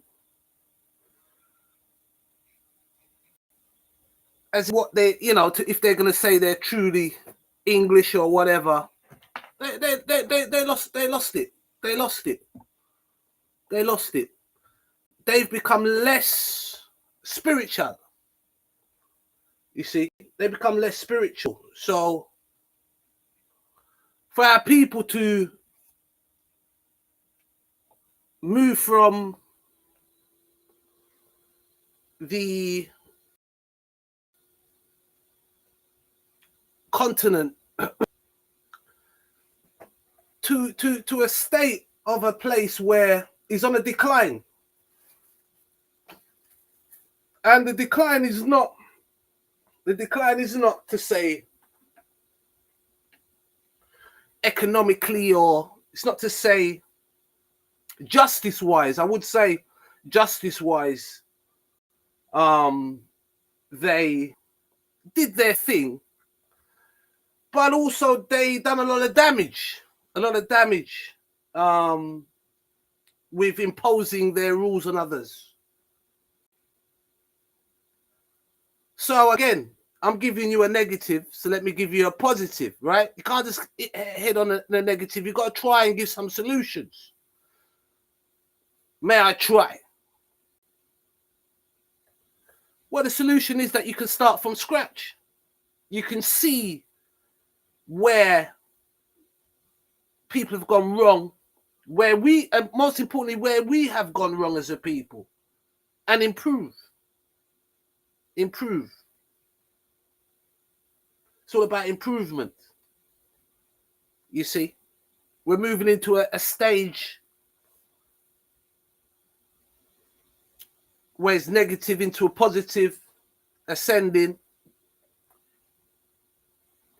We're going to need a reset, obviously.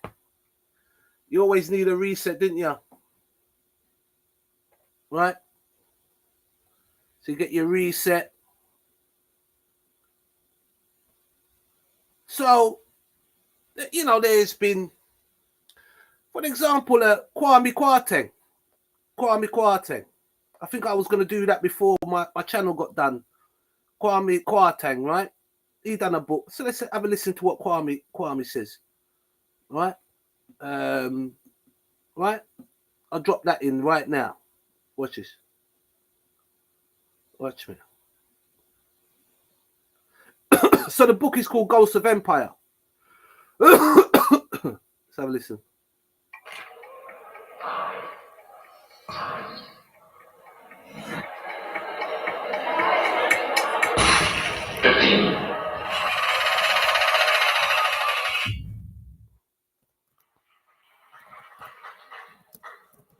I hope you can all hear me. You certainly can see me. I have to apologize that I didn't have any slides. And as a consequence, I don't have one of those close-up cameras. I mean, come on. So I won't be able to show you the inside of my mouth or anything like that. But what I do want to talk to you about I don't understand. British how can you come to a talk and not have no slides? I think Kwame is a little bit, for myself, shout out to Kwame Kwarteng. You know what I mean? Kwame Kwarteng is the first black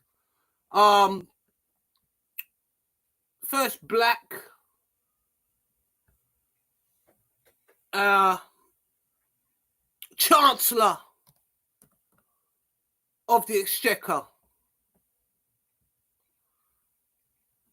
Right? Kwame Kwarteng. Shout out to Kwame, man. Right, let's run this and we do, you're going to have to do the old visuals on that, peeps. Listen.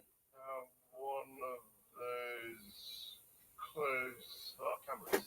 So I won't be able to show you the inside of my mouth or anything like that. But what I do want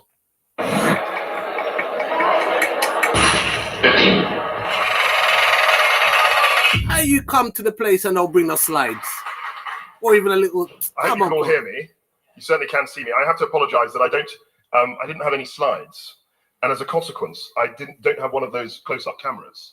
So I won't be able to show you the inside of my mouth or anything like that. But what I do want to talk to you about was about the British Empire and its legacy in global governance. And I wanted to speak very much as a writer and someone who went through an experience with my book, which was published last year in hardback and is now available in paperback at a good store near Drop you. that in, didn't ya?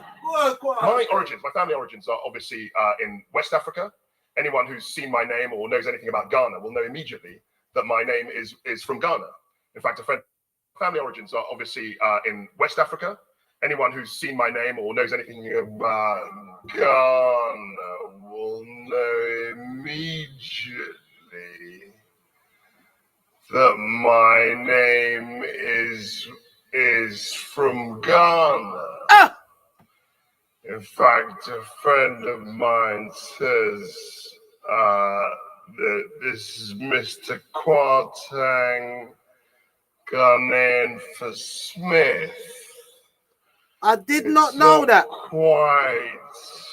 It's not quite right, but it's a common name in Ghana, and that's where my family are from.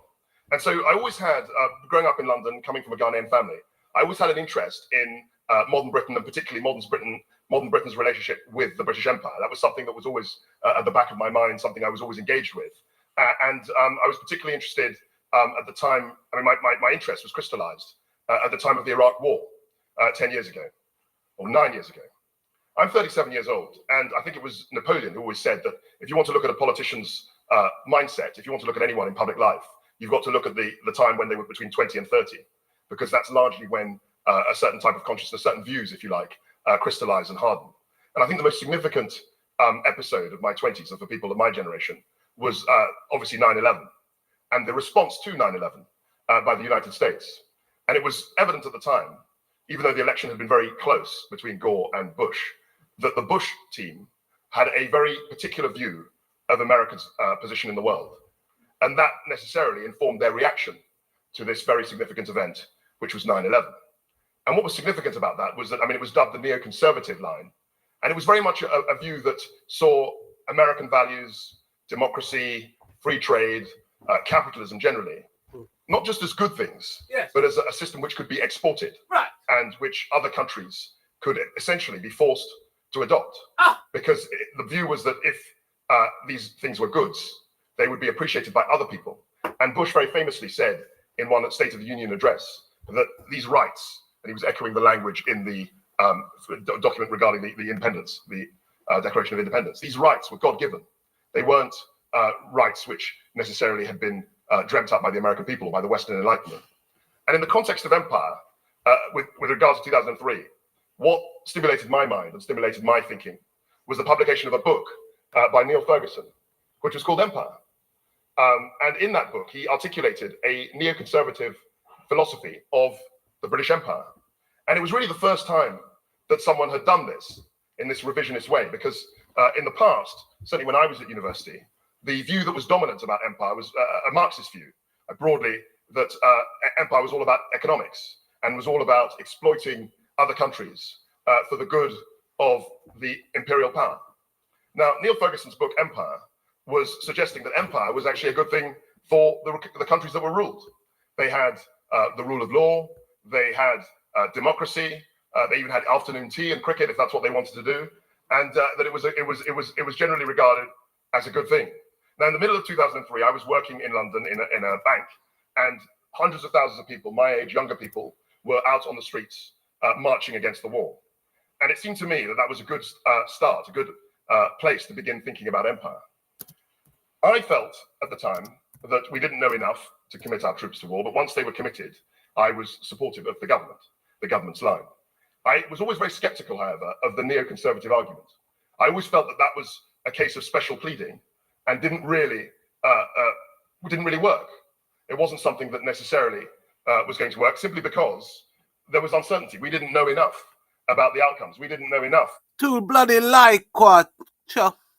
What we're focusing on is delivering the growth plan and making sure, with things like our energy intervention, that people right across this country are protected. And without growth, we're not going to get the public services. We're not going to generate the income and the tax revenue to pay for the public services that we want to see. And that's why the mini budget was absolutely essential in resetting the debate around growth and focusing us on delivering much better growth outcomes for our people. As it turned out, about Iraq and about what the reaction to an invasion would be. And so I was, again, thinking about writing a book. and about the empire, because that tied up my historical interests and what was going on around me. And I instinctively felt that this neoconservative line, this revisionist line, didn't work. I was also very profoundly unconvinced about Marxist history for all sorts of reasons. I mean, the principal reason is because I don't believe in historical determinism. I don't think things are inevitable.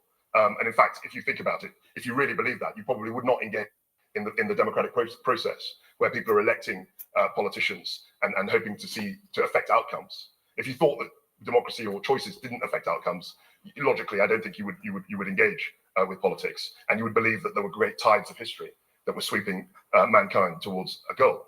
So I started research probably in about 2007 on the theme of the British Empire. And what I found was that it was entirely an idiosyncratic affair. It was something that was incredibly unsystematic. And what I was particularly amazed at was the range of characters that populated this story. I mean, very, very bizarre people that if you met in the street, you would probably run away from. And yet they were invested with huge powers to determine the fate of millions of people around the world. I mean, there were people like Percy Cox, who was a very hard-bitten soldier, and he was supposed to be a great linguist, but someone said of him that he could keep silence perfectly in 12 languages, which was an odd thing really to say about a great linguist. There were other people like General Gordon, who was entirely driven by the fact that he felt that the Garden of Eden was on the Seychelles. That was a powerful conviction that he had. And he spent many years actually trying to locate the Garden of Eden, and very foolishly, there were people like Percy Cox, who was a very hard-bitten soldier, and he was supposed to be a great linguist, but someone said of him that he could keep silence perfectly in 12 languages, which was an odd thing really to say about a great linguist. There were other people like General Gordon, who was entirely driven by the fact that he felt. Percy Cox. Well, what was Percy Cox here? Percy Cox. That the Garden of Eden was on the Seychelles. That was a powerful conviction that he had. And he spent many years actually trying to locate the Garden of Eden. And very foolishly, I don't think he ever went there. He thought that he could, by reading and by divination, he could work out where this thing was. And what my conclusion was in terms of the vast range of individual characters and the vast range of countries that they ruled was that the real secret was that there was no secret. And there were a couple of reasons for that. The first reason was simply because there were very few resources at home, especially after the First World War, and most particularly after the Second World War. There wasn't the resource really to do the homework, to find out enough about the regions that were being governed, and there was a great belief in individual responsibility. Now, I want to say a few words about that. Today, we live in a world, in a Britain and a Western world, which is much more collectivized. We think much more in terms of groups. Just in terms of pure economics, the state spends vastly more resources as a proportion of the total economy than it did before the First World War. I mean, that's a fact. Before the First World War, people talked about the night watchman state. It was a very minimal state. And what was coupled with that was a notion of individuality that we would find quite alarming in many ways. There was a great sense, and this ties in as well with a lot of the social Darwinism of the period. There was a great feeling that if you let people, the best people, go off and run things, you would get the best outcomes without regard to their training, to their character, if you like, as fit rulers. It was very much an elitist operation. So how you joined the elite was you got a good education, probably at a private school. You went to Oxford or Cambridge or the army. Those were the three ways to get on. And once you'd gone through that, it was generally believed that you could go off and run Patagonia or run other countries, Australia or India or wherever it might be. And the feeling behind that was that these are the best people and they will make the best decisions. So you had this world in which someone said, a man with a first in classics from Oxford could turn his hand to anything. And it was partly true, but there were also some disastrous consequences to that. And as a corollary of this individualism, which I describe as anarchic individualism, there was a chronic instability within the empire itself. And I'll explain what I mean by this. If the assumption is that one individual can take decisions and really direct policy in a way in which the center is not fully engaged with, the corollary of that is that that particular individual might be replaced by another person who had a completely different set of ideas and set of goals. And it was never the case that someone was summoned in and told, you're now going off to Nigeria. This is the plan. That never happened. They were told you were going to Nigeria, and essentially they made up the plan once they were already there. And in a number of instances, you could see the disastrous consequences of this. One incident I look at is Sudan. In the Sudan, we have the newest country in the world, the Republic of South Sudan. Now, that was a consequence of a 50-year on and off civil war, which was a direct consequence of imperial policy. In 1930, a man called Harold McMichael, he was called Horrible Harold, as I suppose you would be if you weren't very popular and called Harold. He was called Horrible Harold, and he essentially decided to siphon off, to cut off the north of Sudan from the south of Sudan, on the grounds that the north of Sudan was Arabic-speaking, it was Islamic, and had a very different culture from the south of Sudan, where in their language there were African peoples, they followed animistic religions and Christianity, and they were different. So they were ruled differently. Now, this policy worked all very well for about 16 years, but was reversed by a man called James Robertson. And it was reversed in 1946. So what happened at that point was that for 16 years, the south of Sudan had an entirely different path of development. They weren't taught Arabic, they weren't taught about Islam, and yet in 1946 they were put together and the country was declared independent only 9 years later. And even in 1946, when the civil service was formed, there were 800 civil servants, what they called native civil servants. Actual 1930, a man called Harold McMichael, he was called Horrible Harold, as I suppose you would be if you weren't very popular and called Harold. He was called Horrible Harold, and he essentially decided to siphon off, to cut off the north of Sudan from the south of Sudan, on the grounds that the north of Sudan was Arabic-speaking, it was Islamic, and had a very different culture from the south of Sudan, where in their language there were African peoples, they followed animistic religions and Christianity, and they were different. So they were ruled differently. Now, this policy worked all very well for about 16 years, but was reversed by a man called James Robertson. And it was reversed in 1946. So what happened at that point was that for 16 years, the south of Sudan had an entirely different path of development. They weren't taught Arabic, they weren't taught about Islam, and yet in 1946 they were put together and the country was declared independent only 9 years later. And even in 1946, when the civil service was formed, there were 800 civil servants, what they called native civil servants, actual Sudanese, but only about half a dozen of them were from the South Sudan, because the civil service was run in Arabic and followed very much an Islamic Sharia law and Islamic political structures. So this country was entirely artificial and was yoked together. And as a consequence of that, even before independence was declared in 1956, there was the Torrid Mutiny, where the South Sudan essentially was fighting for its own independence. So this is, in a nutshell, is what happened in Sudan. And what I looked at, and what I was particularly interested in, was the way in which these individuals' decisions would affect outcomes that we have to live with today. The other example of this, a smaller example, was in Hong Kong, where essentially after the Second World War, Brian Young, the governor, thought it would be a good idea to introduce a measure of democracy into Hong Kong. And he brought about municipal elections. What happened was that he left, and another gentleman called Alexander Grantham was made in charge, was made the governor, and essentially he cancelled Young's attempts to introduce a modicum of democracy. And he said in his memoirs that as governor, I was treated as Almighty God. That was how he felt. I mean, he loved the idea when he walked into a room, everyone stood up, and there were sort of formal courtesies that were extended to him, which were quite extraordinary. They were quite different to what actually had happened in the mother country, in England. England was I was particularly interested in was the way in which these individuals' decisions would affect outcomes that we have to live with today. The other example of this, a smaller example, was in Hong Kong, where essentially after the Second World War, Brian Young, the governor, thought it would be a good idea to introduce a measure of democracy into Hong Kong, and he brought about municipal elections.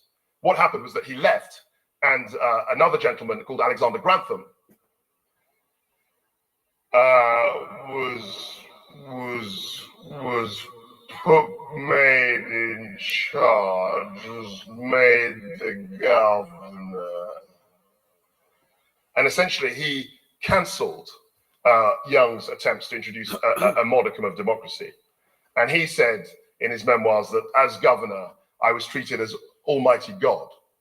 That was how he felt. I mean, he loved the idea when he walked into a room, everyone stood up, and there were sort of formal courtesies that were extended to him, which were quite extraordinary. They were quite, that's how he felt. I mean, he loved the idea when he walked into a room, everyone stood up, and there were sort of formal courtesies that were extended to him, which were quite extraordinary. They were quite different to what actually had happened in the mother country, in England. England was evolving at a much faster rate than the empire. And these tin pot gods essentially were managed to pursue this line of policy. And I argued in my book that Hong Kong, if it had gone down the democratic route, it wasn't something that would have happened immediately. It was something that might have evolved. But I think there would have been a totally different outcome, perhaps, specifically with our relation to China. And what was so damaging and confusing to the Chinese was that at the time when Chris Patten came in, we had ruled Hong Kong for 150 years.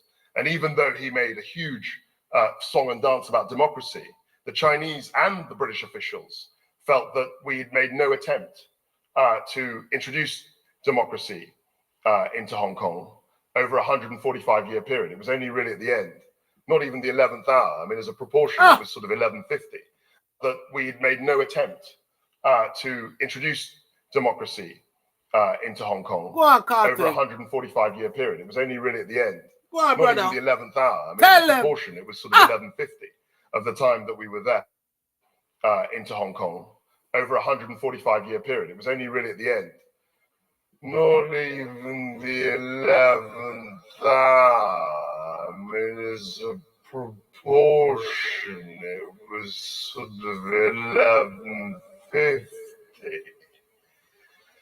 of the time that we were there. Nah. Shout out to Kwarteng, and I'm giving him a salute. Yes, there's a salute. Rifleman. There's a salute to Kwame Kwarteng. And what I want to say is, we give so much. We give so much. The brain drain that affects the continent, the Caribbean, Latin America.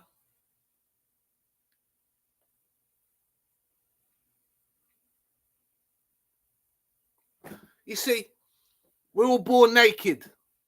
We're all born naked. But even though we're all born naked, science will tell you that we have a little edge there. We have a little edge. It's because where we're from. We're from Africa. You see. So you got your positive and you got your negatives. So Africa's got to be placed on the positive. Got to be placed on the positive. And the other parts of the world is on the negative. Whether that be resource-wise, which we understand, that's why a lot of this migration or discoveries, as they like to talk about it,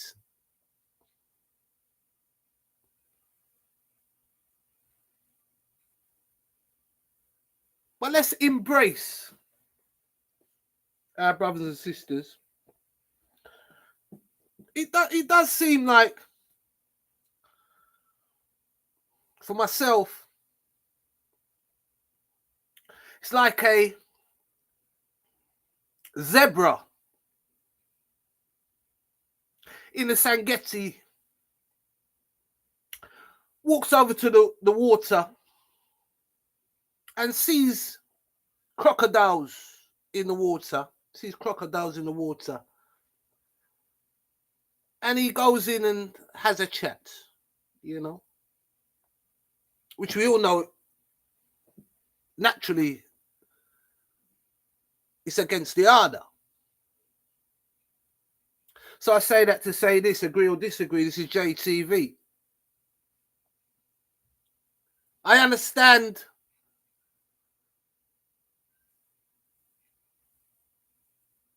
we may feel a negative feeling towards some of our brothers and sisters that have left the continent, which I am very upset. But I know there's an energy there that is very strong.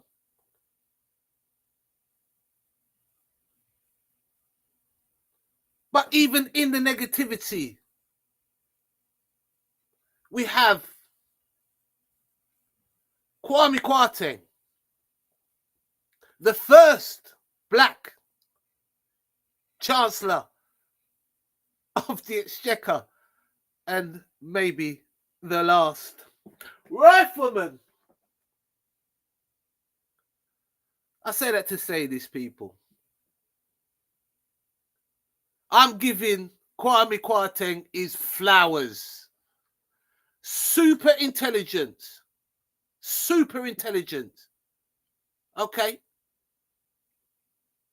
So when we have all our people together and when we're rebuilding, yes, the mindset needs to be checked.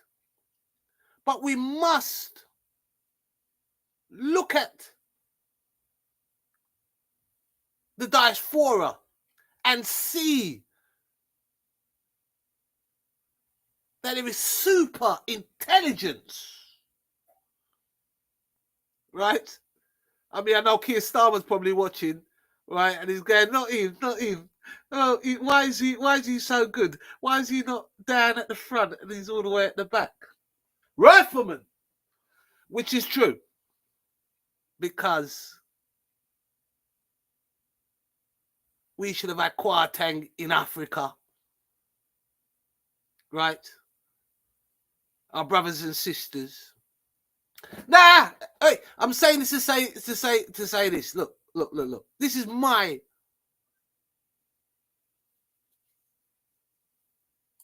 This is my thing here, right?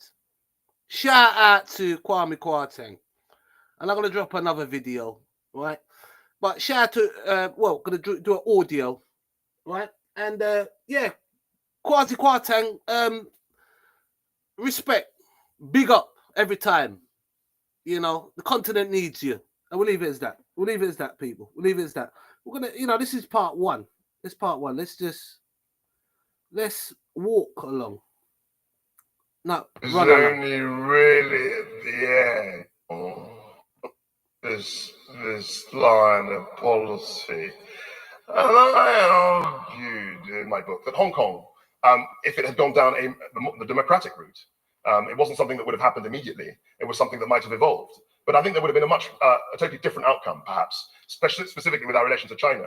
And what was so damaging and confusing to the Chinese was that at the time when Chris Patten came in, we had ruled Hong Kong for 150 years. And even though he made a huge song and dance about democracy, the Chinese and the British officials felt that we had made no attempt to introduce democracy into Hong Kong over a 145-year period. It was Nah. See, Kwarteng saying we. It's not we. It's them. Yes. We must strive for excellence, but we must strive for excellence in our own home. Obviously, we have excellent people that are being used to propel another people. People may say, well, yes, they do the same, but they do take. Now, as our people are very giving. We're a very giving people. We give more than anyone on this planet. No one can't tell me anything about that. I ain't going to agree or disagree on that point now. That black man, he works so hard. But he sometimes don't work as hard for himself. You know, you got the teacher and you got the students. And now the students is being followed by the teacher.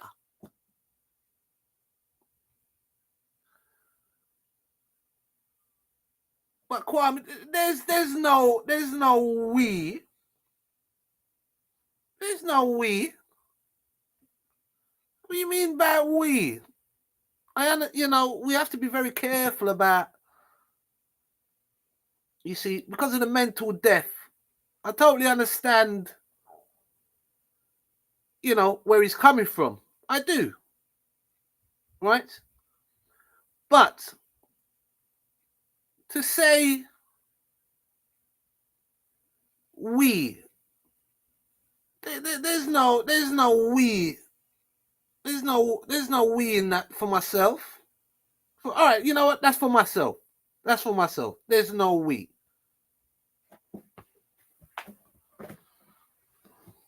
To understand this, you have to go back to what young brother here referred to as the house Negro and the field Negro. Back during slavery, there was two kinds of slaves. There was the house Negro and the field Negro. The house Negro, they lived in the house with master. They dressed pretty good. They ate good because they ate his food, what he left. They lived in the attic or the basement, but still they lived near their master. And they loved their master more than the master loved himself.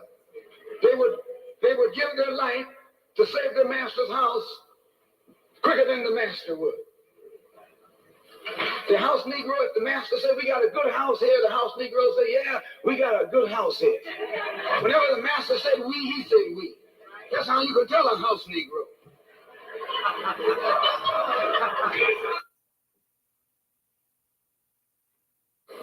To understand this, you have to go back to what young brother here referred to as the house Negro and the field Negro. Back during slavery, there was two kinds of slaves. There was the house Negro and the field Negro. The house Negro, they lived in the house with master. They dressed pretty good. They ate good because they ate his food, what he left. They lived in the attic or the basement, but still they lived near their master. And they loved their master more than the master loved himself. They would give their life to save their master's house quicker than the master would. The house Negro, if the master said, we got a good house here, the house Negro said, yeah, we got a good house here. Whenever the master said we, he said we. That's how you can tell a house Negro. You see? Now, it's no disrespect. You know, it's not his fault. It's not his fault, unfortunately. It's not. It's not. The powers are strong. The powers are strong. The negative powers are strong, people.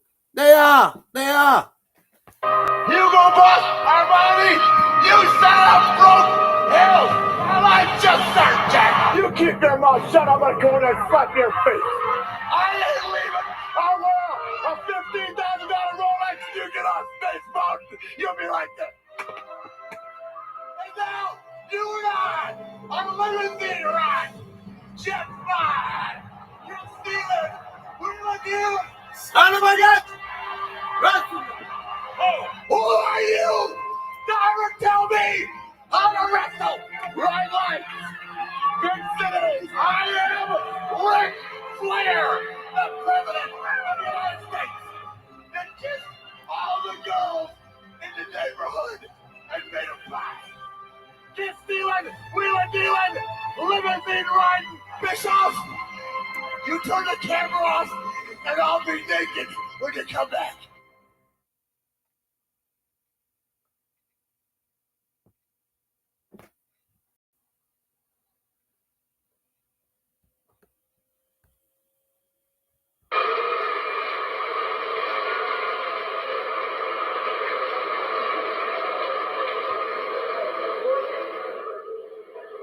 The field Negro was beaten from morning till night.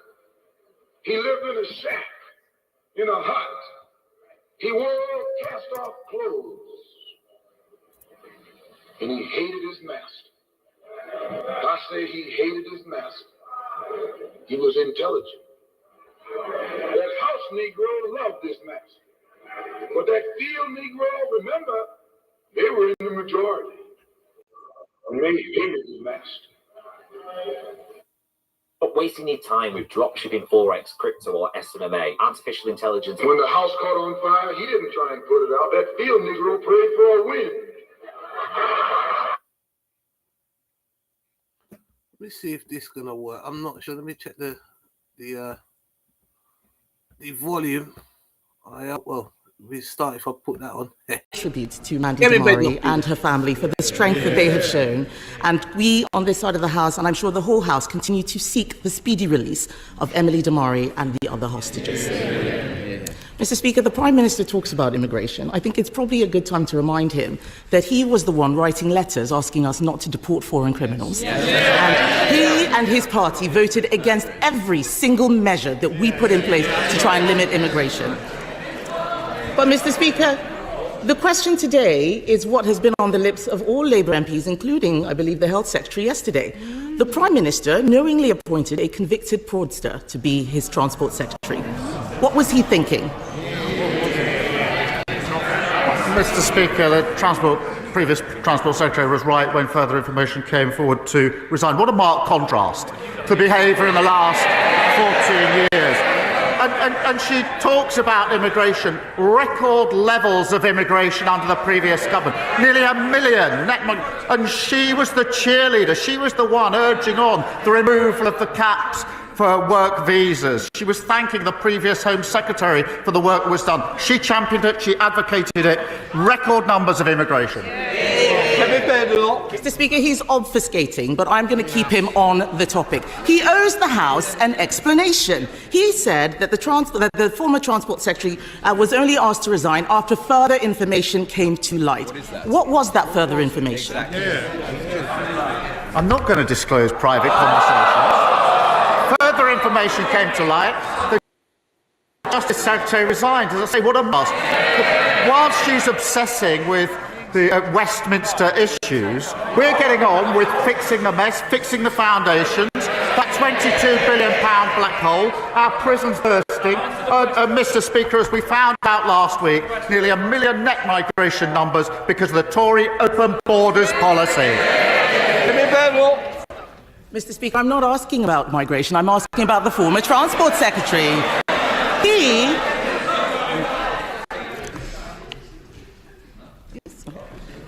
He never answers any questions. He never answers any questions. And it looks like he didn't ask his Transport Secretary any questions either. The truth is, he appointed a person of fraud to the cabinet. The first thing she did was bung hundreds of millions of pounds in pay rises to her trade union friends. Wasn't this a fraud on the British people? No, Mr. Speaker, she says she's not talking about immigration. I'm not surprised. And I advise her and all of them not to talk about the economy or immigration for another 5 years. Mr. Speaker, he can try and change the topic as much as he likes, but the public are watching. He owes them an explanation. The country needs conviction politicians, not politicians with convictions. Now on to an even bigger fraud.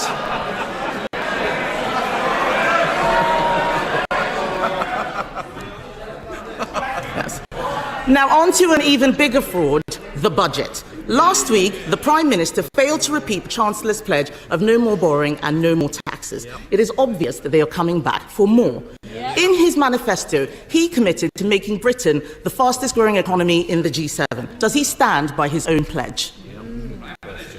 Mr. Speaker, I gently remind her that 2 of her predecessors had convictions for breaking the COVID rules. I'd also invite her to look at the OECD report of this morning, which has upgraded growth for next year and the year after, which now puts us on target to be the highest growing major economy in Europe in the next 2 years. She should welcome that. Mr. Speaker, I saw the OECD report, and what it said was that they will be coming back for more taxes. And I think the whole House would have heard him fail to repeat his own pledge. He can't even repeat the pledges that he made just a few weeks ago. We are here to stop him from damaging the economy, and that is why we are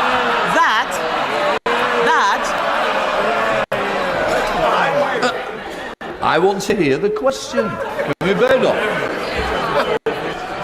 Mr. Speaker, they are laughing the same way they all laughed during the budget when they talked about raising NI. They have no idea what people out there are dealing with. And that is why yesterday we voted against his damaging jobs tax. Even former supporters, Chef Tom Kerridge, who endorsed Labour at the election, said that the budget was catastrophic. He built a ring of young people, unlike his cabinet, of trade union stooges, CV embellishers, and an actual fraudster. None of them have ever run a business. Why won't he listen to business who are saying his budget is catastrophic? Mr. Speaker, I thought the scripted jokes were over, but we had another one about lectures about the economy from the party opposite. They broke the economy, mortgages through the roof, and a £22 billion black hole. And she talks about national insurance. She complains about the rise in national insurance week after week. But then 2 weeks ago, she says that she wouldn't reverse it. She signed trade deals, Mr. Speaker, that had farmers protesting in Whitehall. Now she pretends that she's their champion. She campaigned to remove the cap on migrant worker visas, and now she pretends she's furious about the open borders policy of the last government.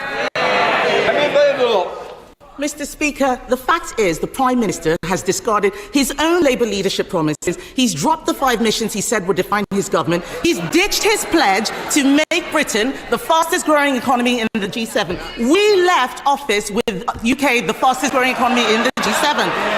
And business is saying he has damaged the economy with his budget. Tomorrow he's going to have an emergency reset, Mr. Speaker, just 5 months into his premiership. But why should anyone believe a word he says?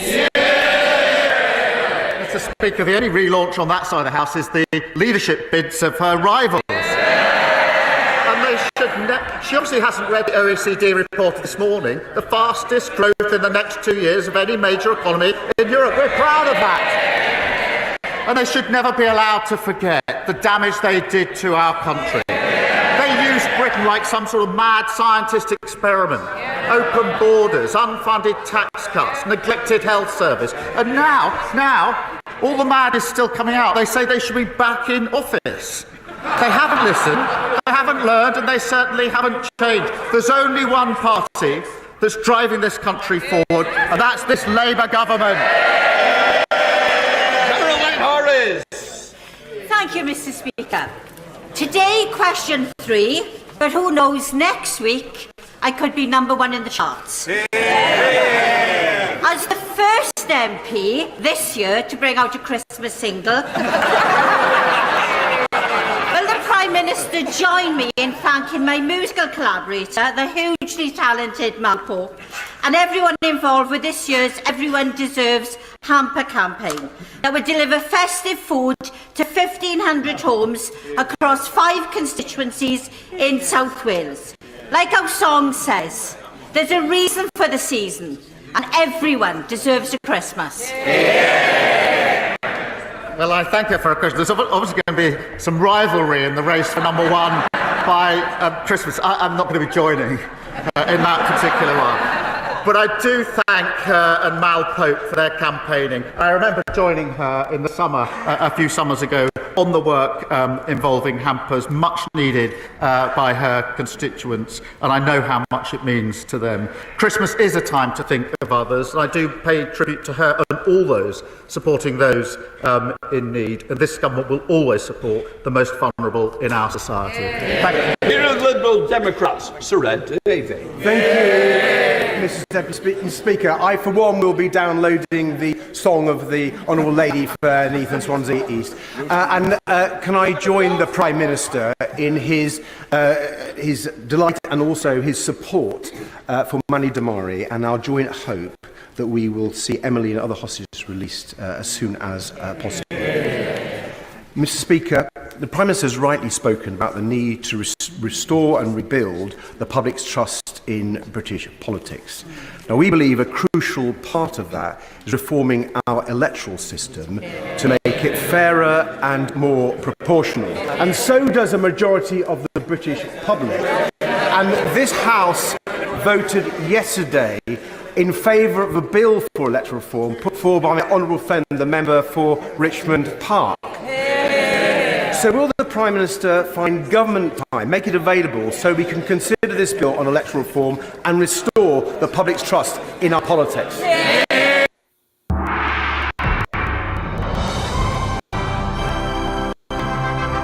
was absolutely amazingly divine. One of the most extraordinary evenings of my life. I really mean that. Joyful, like amazing. Usually I'm not speechless.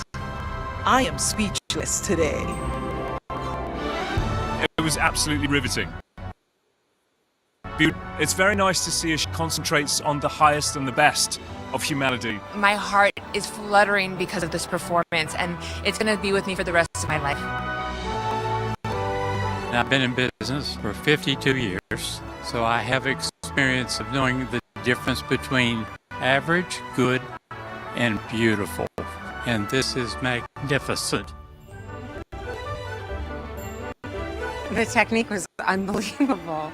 I mean, the lines, the toes, the arch, and they all move as one. And that shows the heart of it. I used to be with the Royal Ballet as a principal dancer, and it was hopeless.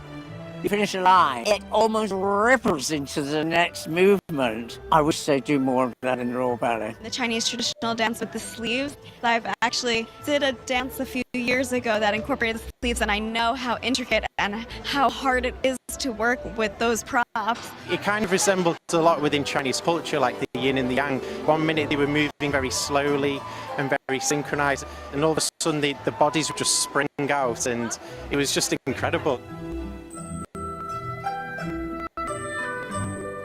The storytelling behind it, I think, has been really powerful. It gives me goosebumps. Using that creative medium to also highlight values of the culture and virtues of the culture, things like discipline, humility, faithful devotion to one's spouse. And I think those are all really beautiful values that we've lost touch with a bit. Even my son, who's 8 years old, was able to understand quite a bit of the stories being told. Very beautiful for him to watch as well and be exposed to this kind of art.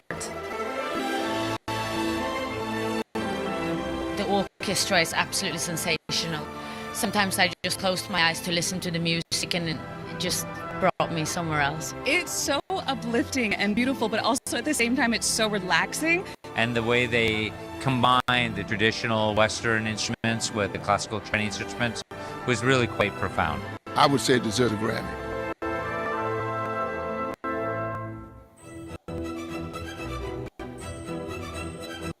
But it's really interesting to see, especially the coming together of CGI with the live performances is some of the best I've seen.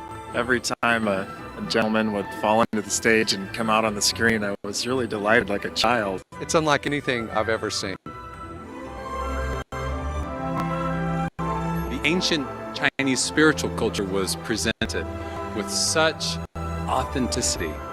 It was like being transported back into that time period where spirituality was a part of every aspect of life.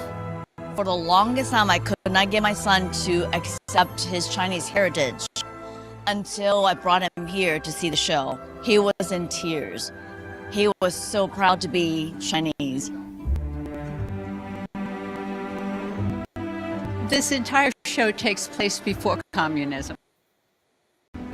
And the themes of compassion and caring, goodness and light was very evident to me, and one of the reasons I enjoyed it so much. I really liked how much they emphasized kindness and being there for your fellow man and just bringing humanity back into the everyday. I just feel very uplifted and inspired to go forth being better. I really feel purified after the whole show. It's incredible. And you could see on their faces this joy, this love, this fire, this passion. It was magnificent. And I believe that the people here that put on this brave performance are part of the forces of light that will vanquish the forces of darkness. There was a gentleman sitting next to me. He's never been to one of these before. And I said to him, wait till you see this show. And afterwards he said, you were so right. It is so beautiful. And yes, it is very uplifting. It fills the heart. It fills the cup with joy. I just could not get enough of it. You have to come see it. It's worth every penny. People need to come and see and experience Shenyun, breathe it in, because it's something good for the body, it's good for the mind, and above all, it's good for the soul.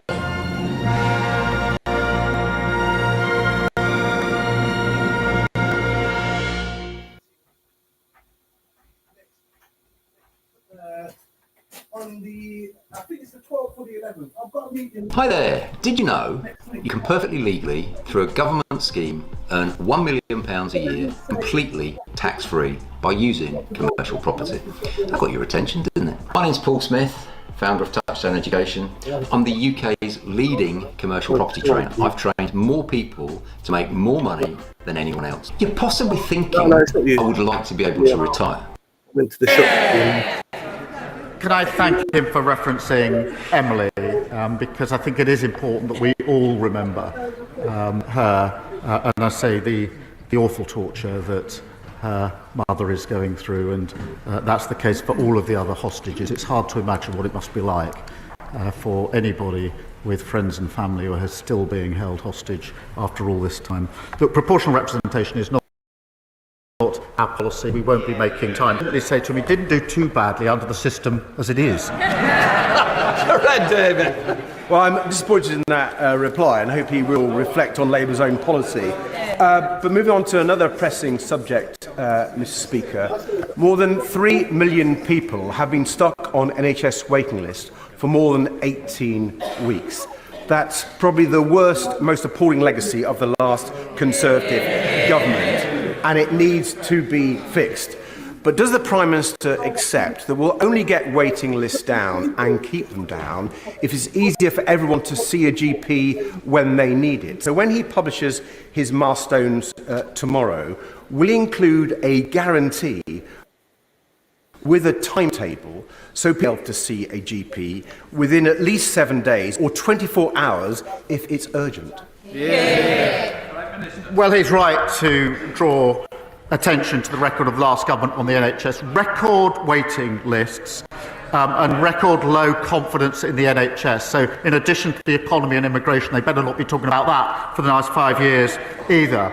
We will be driving this down. We've already begun that work to make sure we get those waiting lists down. And yes, of course, that does also include making sure there's better access to GPs and other measures that need to be taken. But that's a central driving mission of this government. Thank you. Thank you, Mr. Speaker.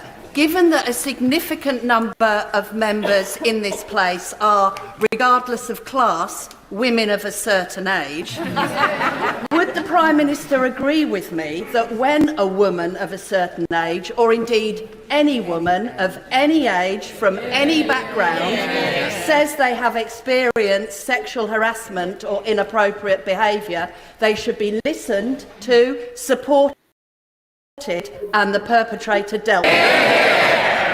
I certainly agree with that, and I think everybody across the House would. She's right, because, Mr. Speaker, one of the greatest barriers that women face when coming forward and reporting unacceptable behaviour in the workplace is having confidence that they will be taken seriously, and that requires all of us to put in place mechanisms and arrangements to make that possible. Everybody should be treated with dignity and respect, and I'm proud of the fact that the Employment Rights Bill that we're passing will strengthen protections from sexual harassment at work. Robin Swan. Thank you very much, Mr. Speaker. Mr. Speaker, Friday the 13th is a date associated with bad things happening. Next Friday, the European Union's General Product Safety Regulations will apply in Northern Ireland, creating more costs and bureaucracy for English, Scottish and Welsh companies who want to do business in Northern Ireland and Northern Ireland consumers buying from them. Many businesses have already stopped supplying Northern Ireland. Haulage companies are unsure what is required of them. Online sales platforms are divided on the advice that they give. Mr. Speaker, a previous Prime Minister promised Northern Ireland businesses that if they were asked to complete additional paperwork, they should phone the Prime Minister and he would direct them to throw the form in the bin. What direct, tangible advice can the Prime Minister give to those businesses who want to continue supplying Northern Ireland?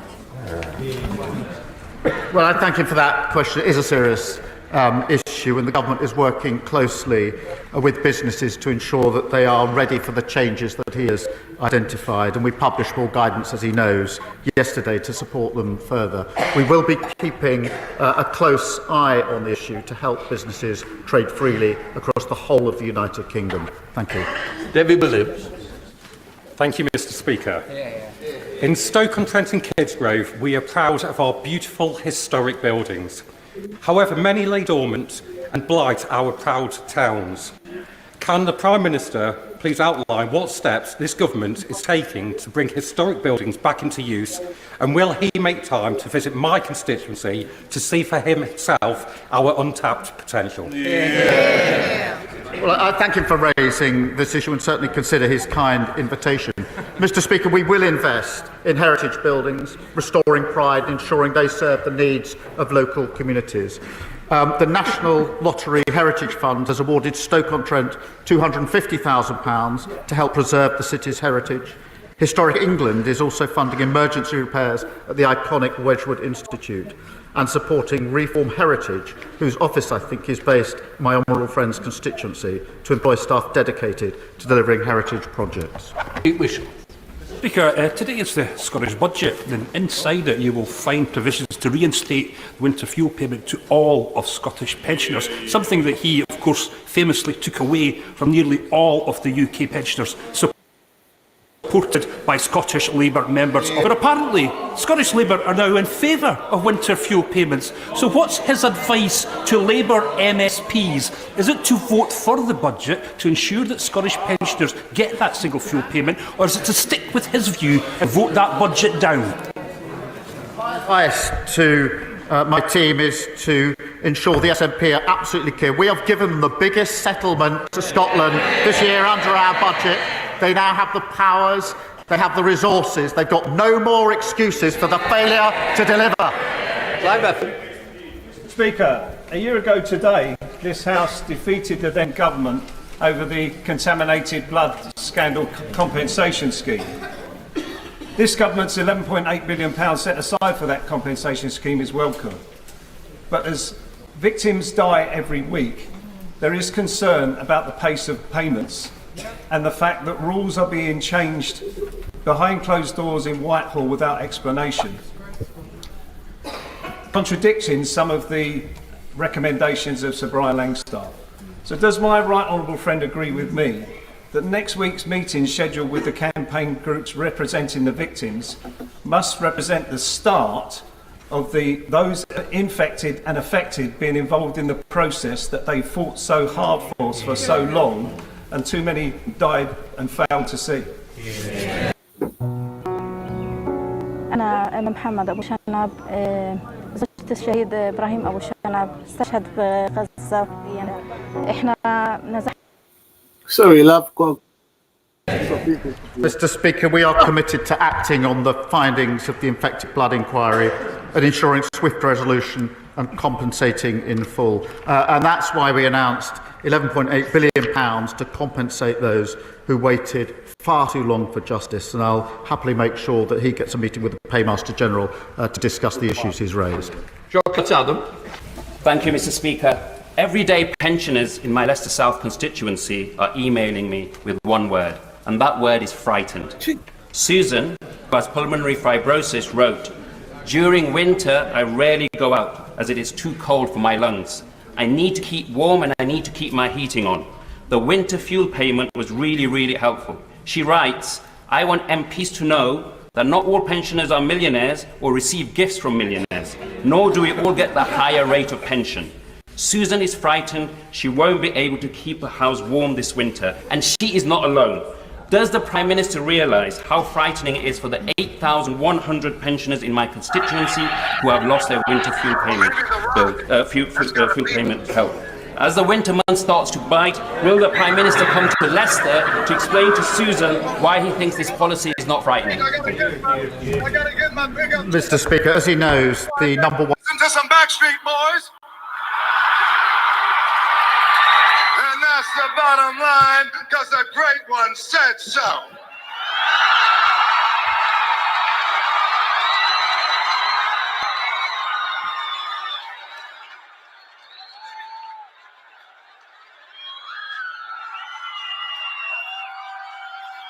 And one more thing. This Sunday night at Armageddon, The Rock is going to do all he can to win the WWE title. If you One job of this government was to get our finances back in order after the mess that the last government made, including leaving a £22 billion black hole. We had to take tough choices. They say they want the benefits, but they can't say how they're going to pay for them. We do want to make sure that the most vulnerable pensioners do get the pension credit that they're entitled to. We're driving that up. But because we're stabilising the economy, we can commit to the triple lock. That's a £460 uplift in the pension next year. So every pensioner will be better off under a Labour government. Andrew Cooper. Thank you, Mr. Speaker. The Middlewich Eastern Bypass will support the delivery of nearly 2,000 new homes, 6,500 jobs and 1.5 million square feet of employment land. The previous government, having first promised to fund it, dragged their feet, putting jobs and investment at risk. Mr. Speaker, we're approaching the season of goodwill. So can the Prime Minister give my constituents an early Christmas present and offer some certainty over this vital infrastructure project? Mr. Speaker, we are committed to supporting drivers across the country, including by freezing fuel duty and investing £1.6 billion to maintain our roads. That's £500 million more than the previous year. I do know his constituents have waited years for certainty on this scheme. The project is currently going through an assessment and government process, and I'll make sure that he gets a meeting with the Roads Minister to discuss that. Martin Wrigley.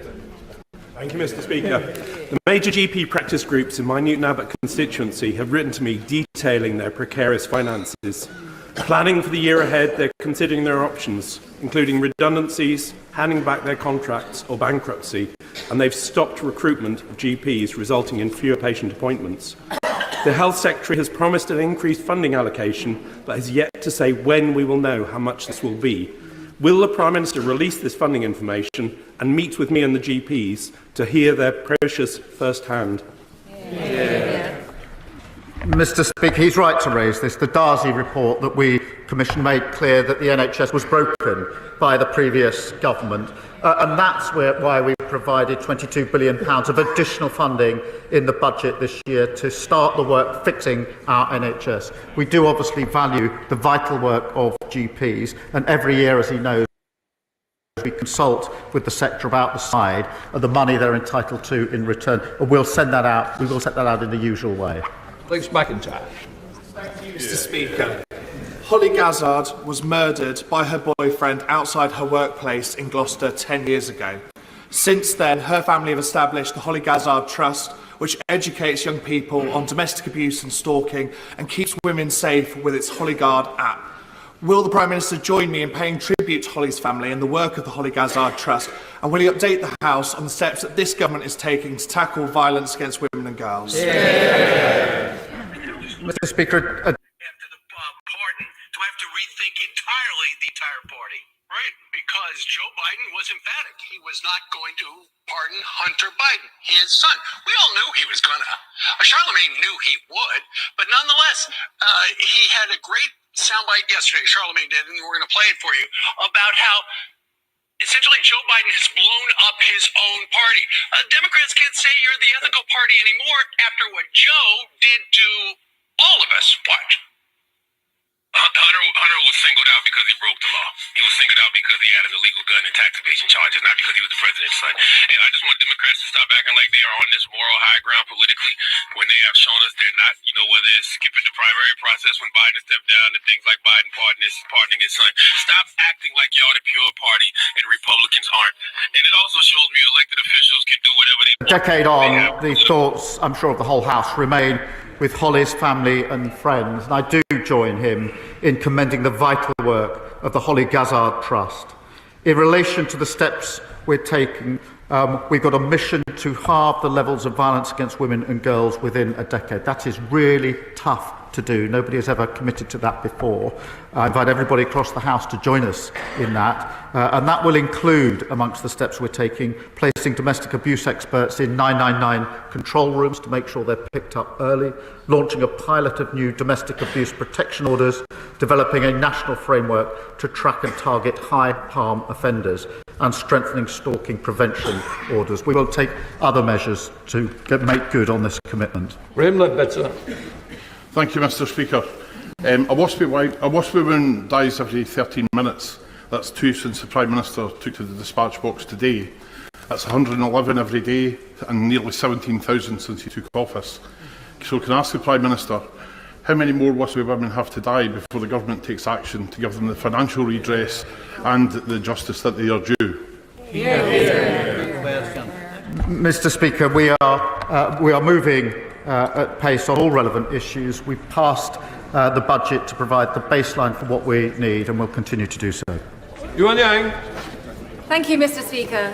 Local councils in my constituency of Earley and Woodley are facing significant financial pressures from SEND provision.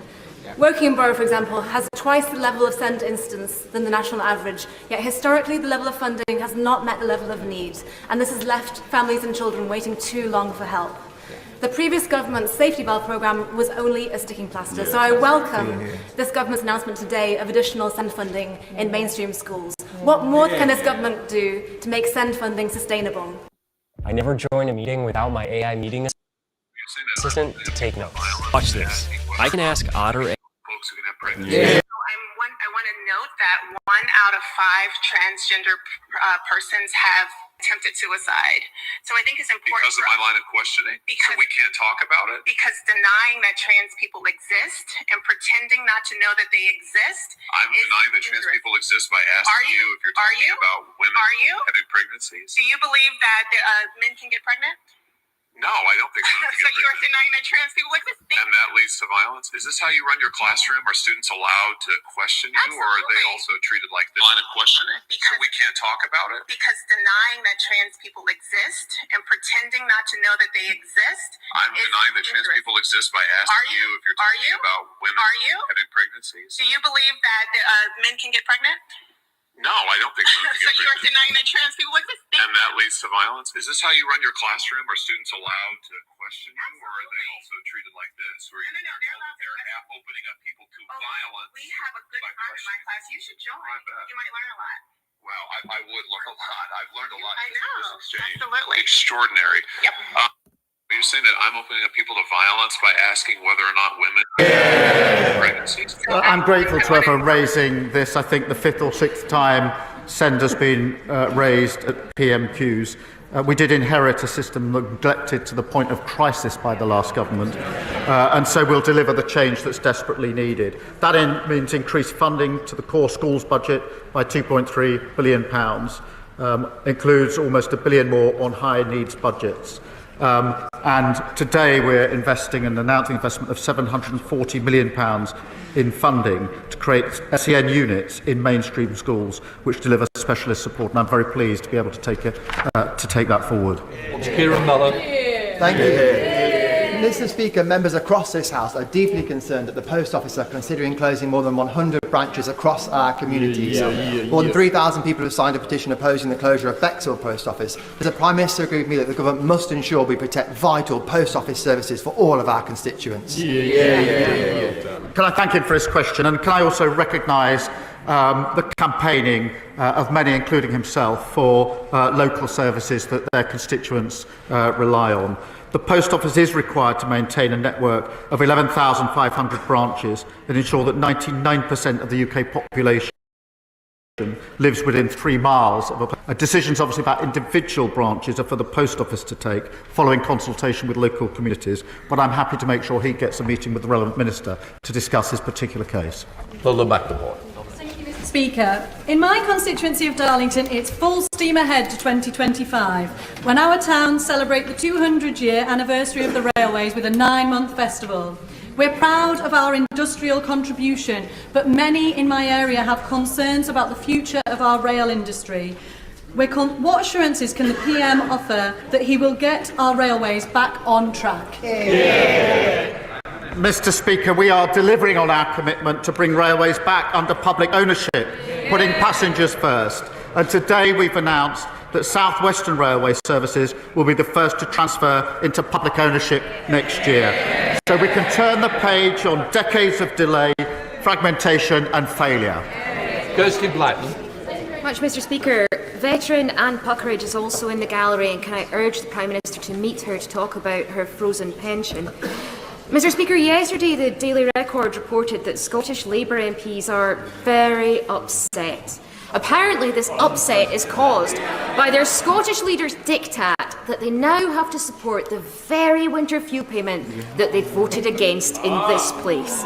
as the Prime Minister comforts his upset MPs, will he remind him that the only people with the right to be upset are the 900,000 Scottish pensioners who were left in the cold by Labour's cuts?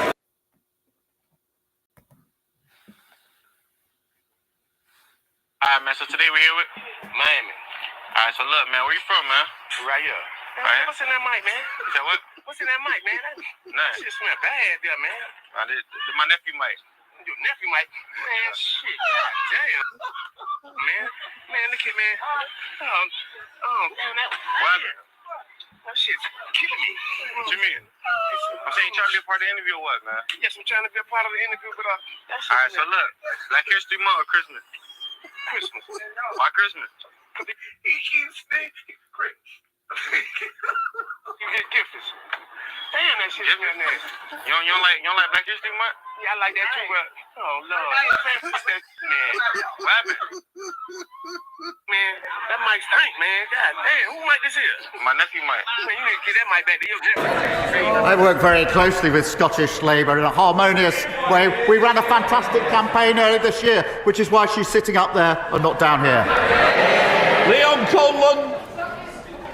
Can I echo the words across the House in relation to Mandy Damari, who I also met with this week and is from Beckenham. Yesterday marked International Day of Persons with Disabilities, and I'm proud to be one of the disabled MPs in this House. As a sixth former, I became one of the youngest people in Britain to have a hip replacement, and I relied on a blue badge. Data released yesterday shows blue badge theft has more than quadrupled in the past 10 years. Will the Prime Minister back my campaign to tackle blue badge theft and ensure millions of disabled people can work, socialise and live an independent life? Can I thank him for being a powerful voice for some of the most vulnerable in our society? Look, theft of a blue badge is appalling, depriving people of their independence and ability to travel with confidence. Has a real human impact every single time, and that's why we're working closely with local authorities to help them tackle fraud and misuse. And I'll make sure he has a meeting with the relevant minister to examine what more can be done. Thank you, Mr. Speaker. Following on from the question from the member for Aberdeen North, in the gallery today is Anne Puckridge, who is a World War II veteran and an intense campaigner. She's flown over 5,000 miles from Canada to meet the Prime Minister to discuss the frozen pensions, a policy denying her and 500,000 Brits who live abroad a frozen pension. I'm sure Anne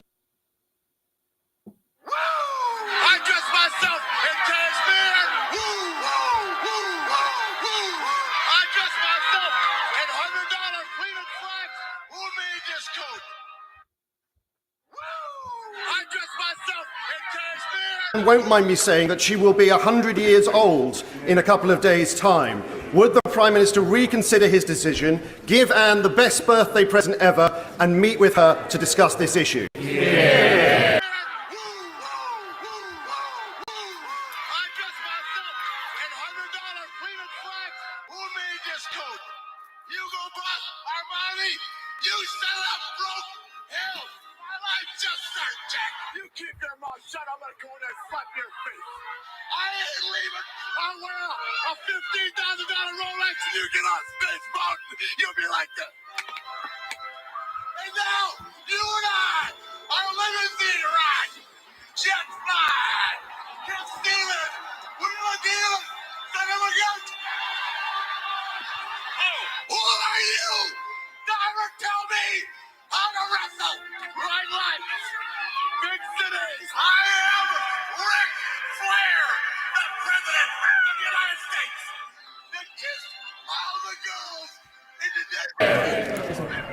Well, I'm grateful to him for raising this issue. I think he will well know and understand that our position is in fact a continuation of the position under the last government.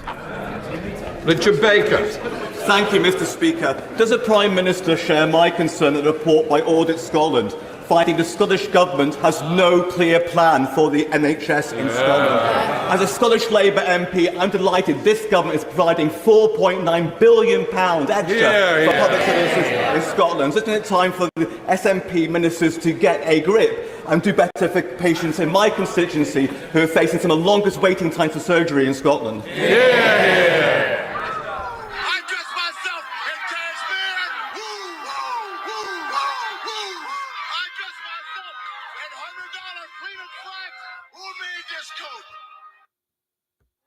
Well, I'm grateful to him for raising this because waiting lists in Scotland are appalling. And that's why we make the argument. They now have the money, they've got the resources, no more excuses for poor delivery.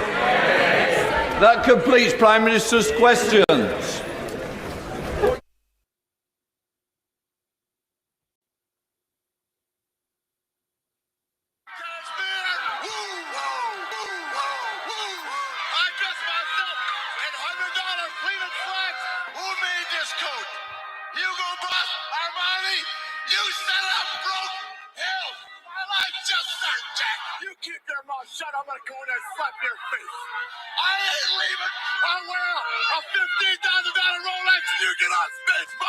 You'll be like that. And now, you and I are limousine ride. Jet fly. Get stealing. Wheel dealing. Son of a gun. Oh, who are you? Driver, tell me how to wrestle. Right life. Big cities. I am Ric Flair, the President of the United States. The kiss all the girls alive today. Me, Ric Flair. It's Ric Flair! Woo!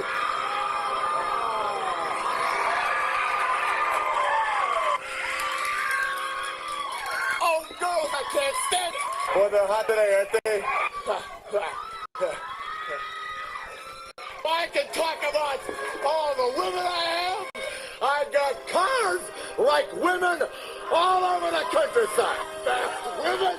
I have to fulfill all the dreams, the desires, the wishes, and the lusts of thousands of young women all throughout this great country. Modern day sex symbol.